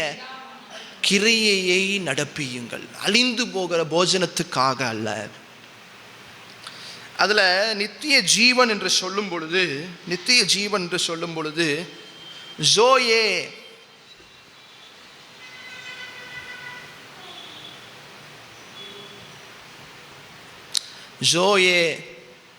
ஜோயே என்றால் தேவன் தருகிற ஜீவன், நித்திய ஜீவன். அதே இது உலகத்தின் ஜீவனை அல்ல. ஆண்டு என்ன சொல்றாரு? நான் நித்திய ஜீவன் ஜோயே தருகிறேன். அல்லேலூயா. இது எதை உணர்த்துகிறது? இது எதை உணர்த்துகிறது? இந்த ஜனங்கள் அவங்களுடைய இருதயம் என்ன செய்யவே இல்லை, திருப்தி அடையவே இல்லை. திருப்தி அடையவே இல்லை. அவங்க எந்த திருப்தியை தான் எதிர்பார்க்கிறாங்க?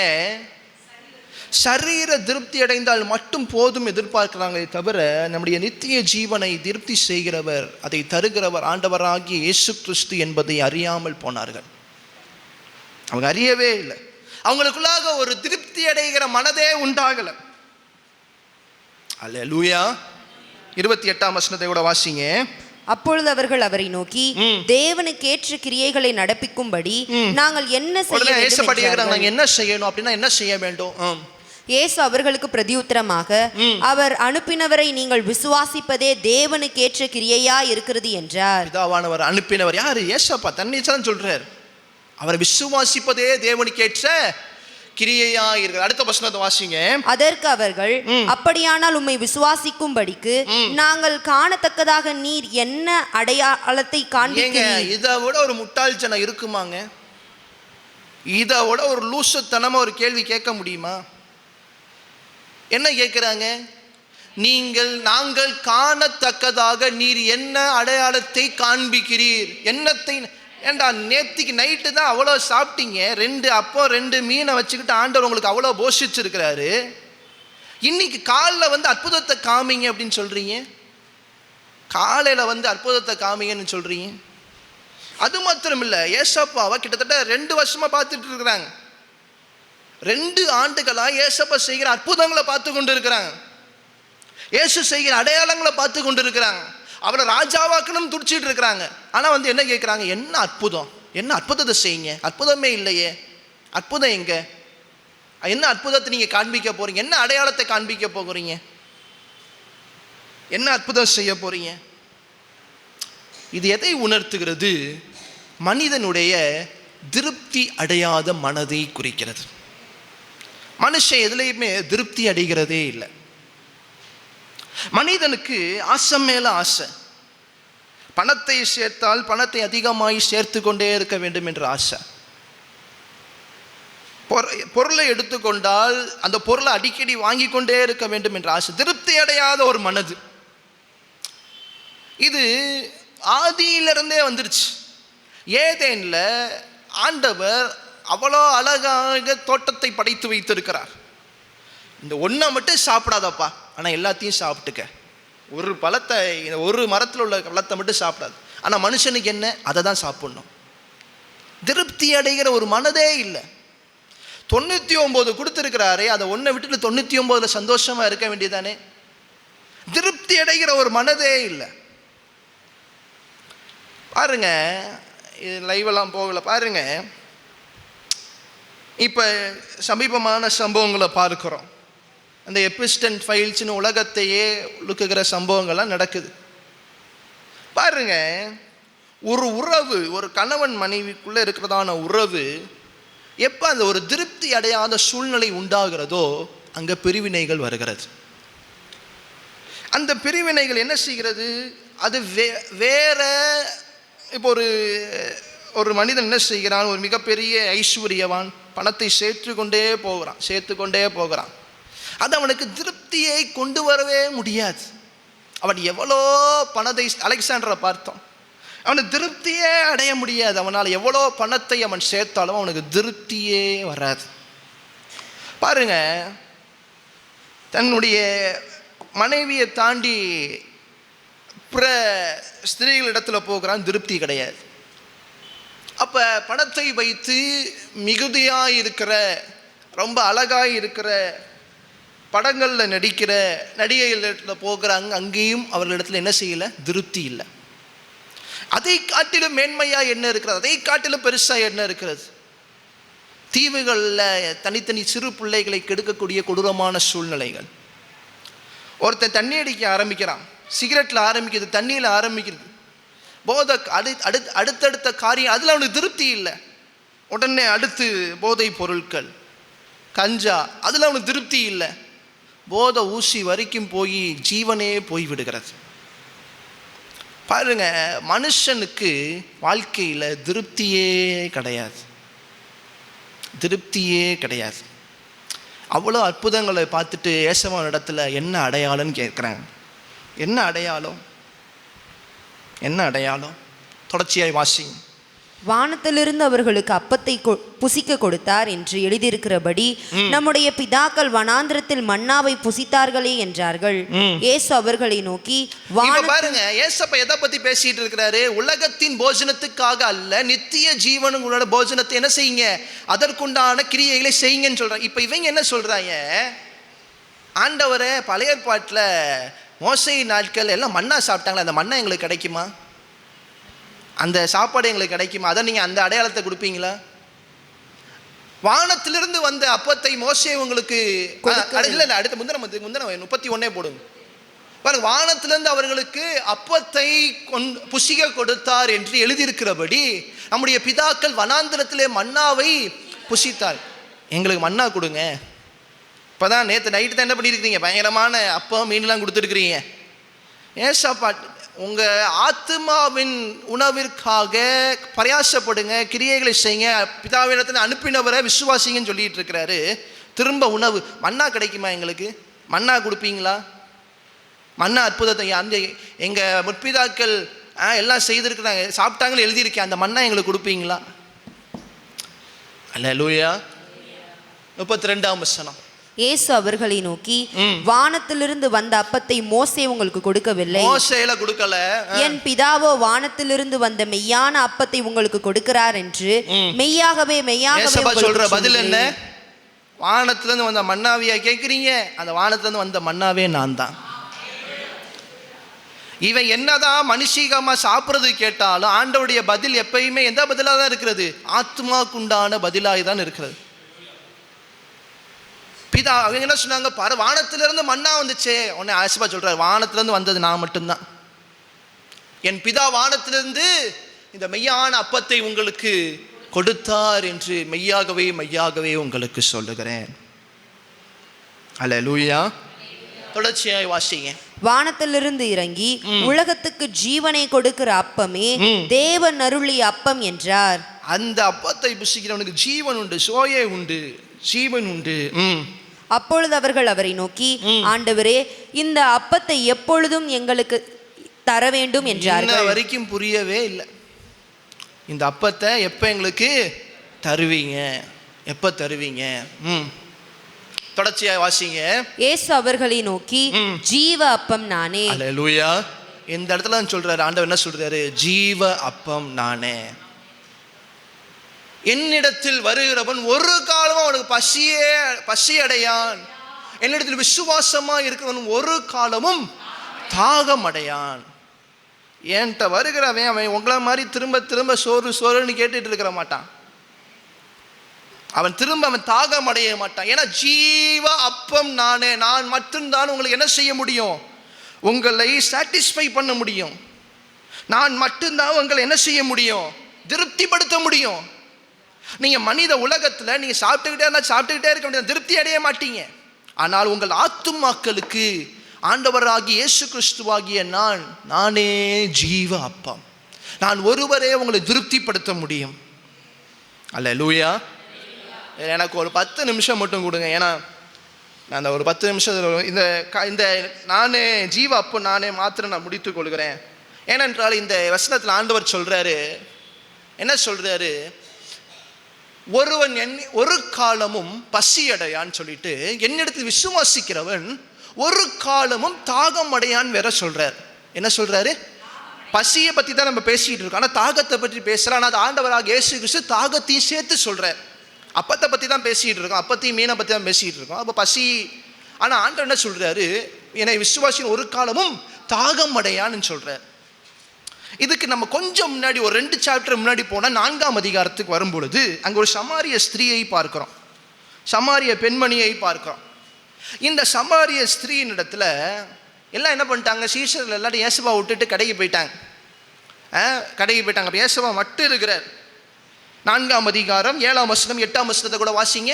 அவருடைய சீஷர்கள் போஜன பதார்த்தங்களை கொள்ளும்படி ஊருக்குள்ளே போயிருந்தார்கள். ஊருக்குள்ள போகும்போது அப்பொழுது சமாரியா நாட்டாளாகிய ஒரு ஸ்திரீ தண்ணீர் மொள்ள வந்தாள். இயேசு அவளை நோக்கி தாகத்துக்கு தா என்றார். ஏசப்பா என்ன கேட்கிறாரு? என் தாகத்துக்கு தண்ணீர் கொடுன்னு கேட்கிறாரு. இது மனுஷிகமான இயேசுவை பார்க்கலாம். ஏசப்பா எப்படி இந்த பூமியில தெய்வமாய் வாழ்ந்தாரோ அதே போல அவர் மனுஷனாய் வாழ்ந்தார். நம்மளை போல சாப்பிட்டார், தூங்கினார், அழுதார், எல்லா காரியங்களும் அவர் செய்தார். அது தேவனுடைய சுபாவமாக இருக்குது. அப்போ பாருங்க, சமாரிய ஸ்திரீ இடத்துல போய் தண்ணி கேட்குறாரு. அந்த தாகத்துக்கு என் தண்ணி கொடுமா அப்படின்னு கேட்குறாரு. உடனே அந்த பெண்மணி என்ன சொல்லுகிறது? யூதர்கள் சமாரியாருடனே சம்பந்தம் கலவாதவர்கள் ஆனபடியால் அந்த அம்மா இடம் பிரச்சனை என்ன பண்றது, ஊர் பிரச்சனை இழுத்துட்டுருச்சு. என்ன சொல்லுது? சமாரிய ஸ்திரீ அவரை சமாரிய ஸ்திரீ, யூதர்கள் சமாரியனுடனே சம்பந்தம் ஆனபடியால் சமாரிய ஸ்திரீ அவரை நோக்கி நீ யூதனாய் இருக்க சமாரிய ஸ்திரீயாகிய என்னிடத்தில் தாகத்துக்கு தா என்று எப்படி கேட்கலாம்? ஏனென்றால் யூதர்களும் சமாரியர்களும் விரோதிகள். யூதர்களும் சமாரியர்களும் எப்படி இந்தியா பாகிஸ்தான் மாதிரி விரோதிகள், சேர்ந்துக்க மாட்டாங்க ரெண்டு பேரும். அதனால தான் வேதாகமத்தில் பார்க்கிறோம், நல்ல சமாரியன். பாகிஸ்தான்லேருந்து வந்த ஒரு மனுஷன் கூட என்ன செய்திருக்கிறான்? உதவி செய்திருக்கிறான். நல்ல சமாரியன். சமாரியன் மோசமானவர்கள் யூதர்கள் பார்வையில், ஆனால் அந்த சமாரியன் கூட என்ன பண்ணியிருக்கிறான்? உதவி பண்ணியிருக்கான். அதான் நல்ல குட் சமாரிட்டன்னு பார்க்குறான். சமீபத்தில் கூட அரசாங்கம் ஒரு திட்டத்தை பார்த்தேன். இந்த மருத்துவமனையில் பாதிக்கப்பட்டவங்க இந்த பிஎம்எஸ்எஸ்லோட வச்சுருந்தாங்க அந்த ஓடு, நல்ல சமாரியன் அப்படின்னு சொல்லி நம்ம வேதாகம இதில் போட்டிருந்துச்சு. அந்த அடிபட்ட ஆக்சிடென்ட் ஆகிறவங்களுக்கு உதவி செய்கிறதுக்கு நல்ல சமாரியன் திட்டம் ஒரு காரியம் நான் சரியாக பார்க்கல, போட்டிருந்தது. ஆனால் அப்போ பாருங்க, சமாரியன் ரெண்டு பேருக்கும் ஒத்து போறாது. அப்போ இந்த பெண்மணி சொல்கிறாங்க, நீ யூதனாக இருக்கிற சமாரியன் ஸ்திரீல போய் நீ தாகத்துக்கு தண்ணீர் தா என்று கேட்கலாமா என்று கேட்கிறார். உடனே நடக்கிற சம்பவங்கள் நம்ம எல்லாமே வாசிக்க முடியாது, நீ வீட்டுக்கு போய் அவனை வாசித்து பாருங்க. இப்போ ஏசப்பா 14ஆம் வசனத்துக்கு வந்துருங்க. 14ஆம் வசனம், நான் கொடுக்கும் தண்ணீரை குடிக்கிறவனுக்கோ ஒரு காலம் தாகம் உண்டாகாது. நான் அவனுக்கு கொடுக்கும் தண்ணீர் அவனுக்குள்ளே நித்திய ஜீவ காலமாய் ஊறுகிற நீரூற்றா இருக்கும். ஏசப்பா என்ன சொல்றாரு அந்த பெண்மணிட்ட? நான் கொடுக்கிற தண்ணீர் அது ஒரு காலம் உனக்கு தாகமே வராது. முன்னாடி ஆயிஷப்பா பின்னாடி சொன்னது 2 அதிகாரம் பின்னாடி சொல்றது போல, என்னையை புசிக்கிறவன் அவன் ஒரு காலம் அவன் என்ன பண்ணுவான்? பசிக்கே அவனுக்கு உண்டாகாது. அதே போல ஏசப்பா என்ன சொல்ற முன்னாடியே, நான் ஜீவ தண்ணீர் என்னை குடிக்கிறவன் ஒரு காலமும் அவனுக்கு தாகமே உண்டாகாது. அல்லேலூயா. நான் அவனுக்கு கொடுக்கும் தண்ணீர் அவனுக்குள்ளே நித்திய ஜீவ காலமாய் ஊறுகிற ஜீவ நீரூற்று, அதாவது நீரூற்றா இருக்கிறது என்றார். உடனே அந்த பெண்மணி என்ன கேட்கிறாங்க? 15ஆம் வசனத்துல, அந்த ஸ்திரீ அவரை நோக்கி, ஆண்டவரே, எனக்கு தாகம் உண்டாகாமலும் நான் இங்கே மொண்டு கொள்ள வராமலும் இருக்கும்படி அந்த தண்ணீரை எனக்கு தர வேண்டும் என்றாள். அல்லேலூயா. இப்ப அந்த பெண்மணி என்ன கேட்கிறாங்க? அந்த தண்ணீரை எனக்கு கொடுங்க. இங்க எப்படி அப்பத்தை கேட்டாங்களோ அதே போல இங்க என்ன கேட்கிறாங்க? இந்த தண்ணீரை எனக்கு கொடுங்க, இந்த தண்ணீரை எனக்கு கொடுங்க. அல்லேலூயா. தொடர்ச்சியாய் வாசிங்க. இயேசு அவளை நோக்கி, நீ போய் உன் புருஷனை இங்கே அழைத்து கொண்டு வா என்றார். இந்த அம்மா தண்ணி கொடுக்க மாட்டேன்னு சொல்லுச்சு. இப்ப ஏசப்பாட்ட அந்த அம்மா தண்ணி கேட்குது. உடனே ஏசப்பா என்ன சொல்றாரு? போய் உன் புருஷனை கூட்டிட்டு வா. இது என்ன பெரும் பழி வாங்குறீங்களா? உங்களுக்கு தண்ணி கேட்டு உடனே நான் சொன்னேன் நீங்க யூதர் சமாரியன் என்ற கதையெல்லாம் சொன்னேன். இப்போ நீங்கள் உங்கள் இடத்துல நீங்கள் ஜீவ தண்ணீர், அந்த தண்ணியை குடிக்கிறவங்க யாருமே தாகம் எடுக்காதுன்னு சொன்னீங்க. இப்போ அந்த தண்ணீரை கேட்கும்போது என்ன சொல்கிறீங்க? உன்னுடைய புருஷனை எங்கே அழைத்து கொண்டு வா என்று சொல்கிறீங்க. தொடர்ச்சியாய் வாசிங்க. அதற்கு அந்த ஸ்திரீ, எனக்கு புருஷன் இல்லை என்றாள். புருஷன் இல்லை. இயேசு அவளை நோக்கி, எனக்கு புருஷன் இல்லை என்று நீ சொன்னது சரிதான். எப்படியெனில் 5 புருஷர் உனக்கு இருந்தார்கள், இப்பொழுது உனக்கு இருக்கிறவன் உனக்கு புருஷன் அல்ல, இதை உள்ளபடி சொன்னாய் என்றார். அப்பொழுது அந்த ஸ்திரீ அவரை நோக்கி, ஆண்டவரே, நீ தீர்க்கதரிசி என்று காண்கிறேன். அல்லேலூயா. என்னங்க இங்க நடக்குது? தண்ணி ஜீவ தண்ணீரை கொடுக்குறேன்னு சொல்கிறாரு. அந்த தண்ணீரை குடித்தா தாகம் இல்லைன்னு சொல்கிறாரு. உடனே இந்த பெண்மணி கேட்குறாங்க, அந்த தண்ணீரை எனக்கு கொடுங்கன்னு கேட்குறாங்க. உடனே போய் புருஷனை கூட்டிட்டு வான்னு சொல்கிறாரு. புருஷன் இல்லைன்னு இந்த அம்மா சொல்லுது. உடனே ஏசப்பா சொல்கிறாரு, உனக்கு புருஷன் இல்லை உண்மைதான், ஆனால் உனக்கு ஒரு புருஷன் இல்லை, 5 பேர் இருக்கிறாங்க. இது எதை காட்டுகிறது? இது எதை காட்டுகிறது? இந்த அம்மா திருப்தியே அடையலை. முதல் கணவனிடத்துல திருப்தி இல்லை, அன்பு கிடைக்கல. உடனே அந்த அன்பை தேடி, அந்த திருப்தியை தேடி 1, 2, 3, 4, 5 பேர்கிட்ட போயிடுச்சு. இந்த 5 பேர்கிட்டையும் போய் இந்த அம்மாவுக்கு திருப்தியே அடைய முடியல. இப்போ ஏசப்பா சொல்கிறாரு, ஜீவ நதி, ஜீவ தண்ணீர் நான் தான். என்னை குடிக்கிறவன் அவன் ஒரு நாளும் அவன் தாகம் எடுக்கும். அப்படின்னா என்ன அர்த்தம்? என்னை விசுவாசிக்கிறவன், என்னுடைய ஜீவ தண்ணீரை குடிக்கிறவன் அவன் ஒரு நாளும் அவன் திருப்தி அடைவானே தவிர அவன் ஒரு நாளும் திருப்தி அடையாமல் இருக்க போவதே இல்லை. அன்பை தேடி நீ 5 பேரிடத்துல போவேனா, ஜீவ தண்ணீராகிய நான் தருகிற தண்ணீரை பருகும் பொழுது உனக்கு திருப்தி உண்டாகும். ஜீவ தண்ணீர். அல்லேலூயா. இதில் 26ஆம் வசனத்தை நீங்கள் வீட்டுக்கு போய் இந்த பகுதியை வாசித்து பாருங்க. ரொம்ப அருமையான பகுதி. 26ஆம் பகுதியை வாசிங்க. அதற்கு இயேசு, உன்னுடனே பேசுகிறது நானே அவர் என்றார். அல்லேலூயா. ஏசப்பா இந்த இடத்துல என்ன சொல்றாரு? நானே யாவே, நான் தான், நானே இருக்கிறவராகவே இருக்கிறேன். இப்ப இந்த யூத ஜனங்கள் இடத்துல ஏசப்பா பேசும் பொழுது, இந்த ஜனங்களிடத்துல பேசும்போது என்ன ஏசப்பா என்ன சொன்னார்னு பார்த்தோம். 36, 35 இல்லையா? எத்தனை வசனம் அது? இல்லை 6 35 தான் பார்த்தோம். என்னிடத்தில் வருகிறவன் ஒரு காலமும் பசியடையான், என்னிடத்தில் விசுவாசமாக இருக்கிறவன் ஒரு காலமும் தாகம் அடையான். அப்ப ஜீவ அப்பம் நானே என்று சொல்லும் பொழுது திருப்தியை தருகிறதான தேவன் நான் மட்டும்தான். இந்த உலகத்துல அன்பை தேடி, பொருளை தேடி, ஆஸ்தியை தேடி, உணவை தேடி நீங்க அலைந்து திரியலாம். ஆனா அது உங்களுக்கு திருப்தியை தரவே தராது. இந்த சமாரிய பெண் ஒவ்வொரு நபராய் போய் 5 கணவர்கள் அவர்கள் எடுக்கலாம். திருப்தி இல்லை, அன்பு இல்லை, அவள் வாழ்க்கை திருப்தியே அடையல. யூத ஜனங்கள் அவ்வளோ அற்புதத்தை பார்த்து ஏசவனிடத்துல திரும்ப திரும்ப என்ன அற்புதத்தை காண்பிக்க போறீங்க, மன்னாவை தரீங்களா, அதை செய்ய போறீங்களா, எதை செய்ய போறீங்களா, திருப்தி அடையாத ஒரு சூழ்நிலை. ஏசப்பா சொல்றாரு, ஜீவ அப்பம் நானே, ஜீவ தண்ணீர் நானே, நான் மாத்திரமே உங்களுக்கு திருப்தியை கொண்டு வர முடியும். இன்றைய நாட்களிலும் உங்களுக்கு ஆசைகள், ஏக்கங்கள் என்ன வேணால் இருக்கலாம். ஆனால் அது உங்களுக்கு அந்த ஆசைகள் நிறைவேறிவிட்டால் உங்களுக்கு திரும்ப அடுத்த ஆசை வந்துடும். உங்கள் வாழ்க்கையில் திருப்தியை கொண்டு வருகிறவர் ஆண்டவராகிய இயேசு கிறிஸ்து மாத்திரமே என்பதை நம்ம தெளிவாய் புரிந்து கொள்ள வேண்டும். இப்போ ஒரு காலமும் ஆண்டவர் என்ன சொன்னார்? என்னை புசிக்கிறவன், என்னை பருகிறவன் அவனுக்கு பசி வராது, இது வர, அதாவது அவன் தாகமாய் இருக்க மாட்டான். யோவான் சுவிசேஷத்தில் ஏசப்பாவை எப்படி பார்க்கிறோம்? முதல் வசனத்திலேயே வார்த்தையாய் பார்க்கிறோம். 5ஆம் அதிகாரம் 39ஆம் வசனத்தை வாசிக்கும் பொழுது யோவான், தேவ வாக்கியங்களை ஆராய்ந்து பாருங்கள், அவைகளால் உங்களுக்கு நித்திய ஜீவன் உண்டென்று. அப்ப ஆண்டவராகிய இயேசு கிறிஸ்தான் வார்த்தை. அந்த வார்த்தையாகிய வசனத்தை நாம் உண்ணும் பொழுது ஒரு காலமும் நமக்கு பசி உண்டாகாது, திருப்தி உண்டாகும். இயேசு கிறிஸ்துவை சாப்பிட முடியும்னா என்ன? வேத வசனங்கள், வேத வார்த்தைகள். 6ஆம் அதிகாரம் 68ஆம் வசனத்தை பாருங்க. யோவான் 6:68 பாருங்க. சீமோன் பேதுரு அவருக்கு ஆண்டவரே, யாரிடத்துல போவோம்? நித்திய ஜீவ வசனங்கள் உம்மிடத்தில் உண்டே. நித்திய ஜீவனுக்கு கொண்டு போக வேண்டும் என்றால் அந்த வசனத்தை புசிக்க வேண்டும், வார்த்தையை புசிக்க வேண்டும். 12ஆம் அதிகாரம் 50ஆம் வசனத்தை பாருங்க. 12ஆம் அதிகாரம் அவருடைய கட்டளைகள் நித்திய ஜீவனுடைய என்று அறிவேன். அல்லேலூயா. அவருடைய வார்த்தைகள், அவருடைய கட்டளைகள், அவருடைய வசனங்கள் எல்லாம் நித்திய ஜீவன். கடைசியாக ஏசப்பா இந்த ஒரு வசனத்தை மட்டும் வாசித்து முடிக்கிறேன். மத்தேயு 4:4 வாசிங்க. மத்தேயு 4:4. ஏசப்பா 40 நாட்கள் வனாந்தரத்தில் இருக்கும்போது ஏசப்பா என்ன சொன்னார்? மனுஷன் அப்பத்தினாலே மாத்திரம் அல்ல, தேவனுடைய வாயிலிருந்து புறப்படுகிற ஒவ்வொரு வார்த்தையினாலும் பிழைப்பான். ஜீவ அப்பமாக்கி ஆண்டவராக்கி இயேசு கிறிஸ்து. வேற சாப்பிட்றதுனால மாத்திரம் ஒரு மனுஷன் பிழைக்க மாட்டான். அவன் எப்படி பிழைக்கிறான் என்றால் வேத வசனத்தினால, வேத வார்த்தையினால மாத்திரமே ஒரு மனிதன் நித்திய ஜீவனை அடைய முடியும். உலகத்தில் வாழும்போது அவனுக்கு திருப்தி உண்டாகும். வேற யாருமே இந்த உலகத்தில் திருப்தியை கொண்டு வரவே முடியாது.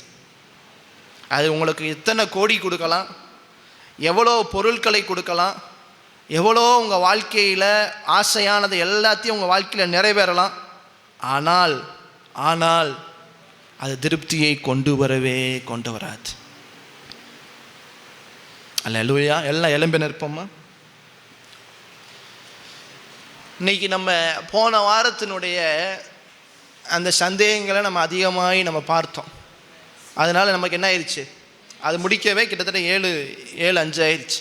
இப்போ நம்ம எத்தனை 7 நாணயங்கள் எத்தனை நாணயம் பார்த்துருக்கோம்? 1 தான் பார்த்துருக்கோம். இந்த 1க்கே இவ்வளோ நேரம் ஆயிடுச்சு. 7:55 ஆயிடுச்சு. ஒரே நாணயம் தான் பார்த்துருக்கோம். இன்னும் 6 இருக்குது. இந்த 6 வாரத்துக்கு நான் கொண்டு போக விரும்பலை. அதனால் அடுத்த வாரம் ஒரு 3, இல்லை அடுத்த வாரம் ஒரு 3, இந்த மாதத்துக்குள்ளே எப்படியாவது இந்த நாணயம் என்ன செய்வோம், நம்ம முடிப்போம். பாருங்க, நம்முடைய தேவன் எவ்வளோ பெரிய தேவன், எவ்வளோ மகத்துவமான தேவன். மனுஷனால நம்மளை திருப்திப்படுத்தவே முடியாதுங்க. இந்த உலகத்தின் பொருட்கள்னால நம்ம திருப்தி அடையவே முடியாது. சொத்து பிரிக்கும் போது ஆஸ்தி பிரிக்கும் பொழுது பல சண்டைகள் வரும். ஏன்? திருப்தியே அடைய மாட்டோம். ஐயோ, எனக்கு இவ்வளவா, அவனுக்கு அவ்வளவா, திருப்தியே வராது. அது சிறு வயதுலேருந்தே ஆரம்பிச்சிருது. ஏன்? இந்த நெகேமியாவுக்கு ஒரு தம்பியோ அக்காவோ யாரும் இருந்து ஒரு சாக்லேட் 2 பிச்சு கொடுங்க, அவனோட தான் போய்வாங்க. அப்போ அண்ணன் தம்பிக்குள்ளே சண்டை வரும். ஏன்? மனுஷங்குள்ளே சிறு வயதுலேருந்தே, ஆதாம் ஏவாள் நாட்கள்ல இருந்தே ஏசப்பா என்ன அவ்வளோ அழகாக படைச்சி வச்சிருக்கிற. ஏதேனை போல அழகான ஒரு தோட்டம் கிடையாது. அவ்வளோ அருமையான அழகான தோட்டத்தில் திருப்தி அடைய முடியலன்னா மனுஷன் எதில் திருப்தி அடையாமல் யோசித்து பாருங்க. அப்போ ஏசப்பா சொல்கிறார், ஜீவ அப்பன் நானே, திருப்தி அடைய உங்களை திருப்திப்படுத்துகிற தேவன் நான் மட்டும்தான். யூத ஜனங்கள் அதை புரிந்து கொள்ளலை. சமாரிய ஸ்திரீ ஏசப்பாட்ட கேட்டால், நான் தாகமாக அந்த தண்ணீரை எனக்கு கொடுங்க. ஏசப்பா சொன்ன, நீ எவ்வளோ பேர்ட்ட அன்புக்காக அலைந்து திரிந்து கொண்டிருக்கிற, என்னிடத்துல ஏன் நான் மட்டும்தான் உன்னை திருப்திப்படுத்த முடியும். நீ 5 பேர்கிட்ட போகலாம், ஆனால் நான் மட்டுமே உனக்கு ஜீவ தண்ணீரை கொடுத்து அது ஒரு காலம் உனக்கு தாகம் ஏற்படாதபடி நான் மாத்திரமே செய்ய முடியும். அல்லேலூயா. அதனால் ஒரு காரியத்தை இந்த மாலை வேளை நம்ம நன்றாகி புரிந்து கொண்டிருக்கிறோம். ஜீவ அப்பமாகி ஆண்டவராகிய இயேசு கிறிஸ்து அவருடைய தெய்வீகத்தை குறிக்கிறது. நம்மளை திருப்திப்படுத்துகிற தெய்வம் ஆண்டவராகிய இயேசு கிறிஸ்து மாத்திரமே. தகப்பனே, இந்த மாலை வேளையில் ஒரு விசையாய் ஆண்டவரே இங்கே கூடி வந்திருக்கிறதான ஒவ்வொருவருக்காக நாங்கள் நன்றி செலுத்துகிறோம். தகப்பனே, ஆண்டவரே, ஜீவ அப்பம் நானே, உம்முடைய தெய்வீகத்தை உணர்த்துவதற்காக நீர் சொன்னதான முதல் வார்த்தை ஜீவ அப்பம் நானே. அந்த ஜீவ அப்பம் நானே மூலமாக தகப்பனே நாங்கள் நடந்த சம்பவங்களை பார்த்தோம், காரியங்களை பார்த்தோம். ஆண்டவரே, என்னை புசிக்கிறவன் ஒரு நாளும் அவனுக்கு பசி உண்டாகாது. என்னை பருகிறவனுக்கு ஒரு நாளும் தாகமாக இருக்க மாட்டான். திருப்திப்படுத்துகிற தேவன் ஆண்டவரே, எங்களை சாட்டிஸ்ஃபை பண்ணுகிறவர், திருப்தி பண்ணுகிறவர் நீர் மாத்திரமே. அது எங்களுக்கு உம்முடைய வேதமாகிய வசனத்திலிருந்து மாத்திரமே உண்டாகிறது. மனுஷன் அப்பத்தினால மாத்திரம் பிழைக்க மாட்டான், தேவனுடைய வாயிலிருந்து புறப்படுகிற ஒவ்வொரு வார்த்தைகளினாலும் அவன் பிழைப்பான். தகப்பனே, இந்த மாலை நேரத்தில் வந்திருக்கிற ஒவ்வொருவரையும் நீர் பேராய் ஆசீர்வதிங்க, குடும்பங்களை ஆசீர்வதிங்க, திருப்தியாக்கி வழி நடத்துங்க. இயேசு கிறிஸ்துவின் நாமத்தினால் நான் ஜெபித்து ஜெயம் எடுக்கிறேன், எங்கள் ஜீவனுள்ள நல்ல பிதாவே. ஆமென், ஆமென், ஆமென்.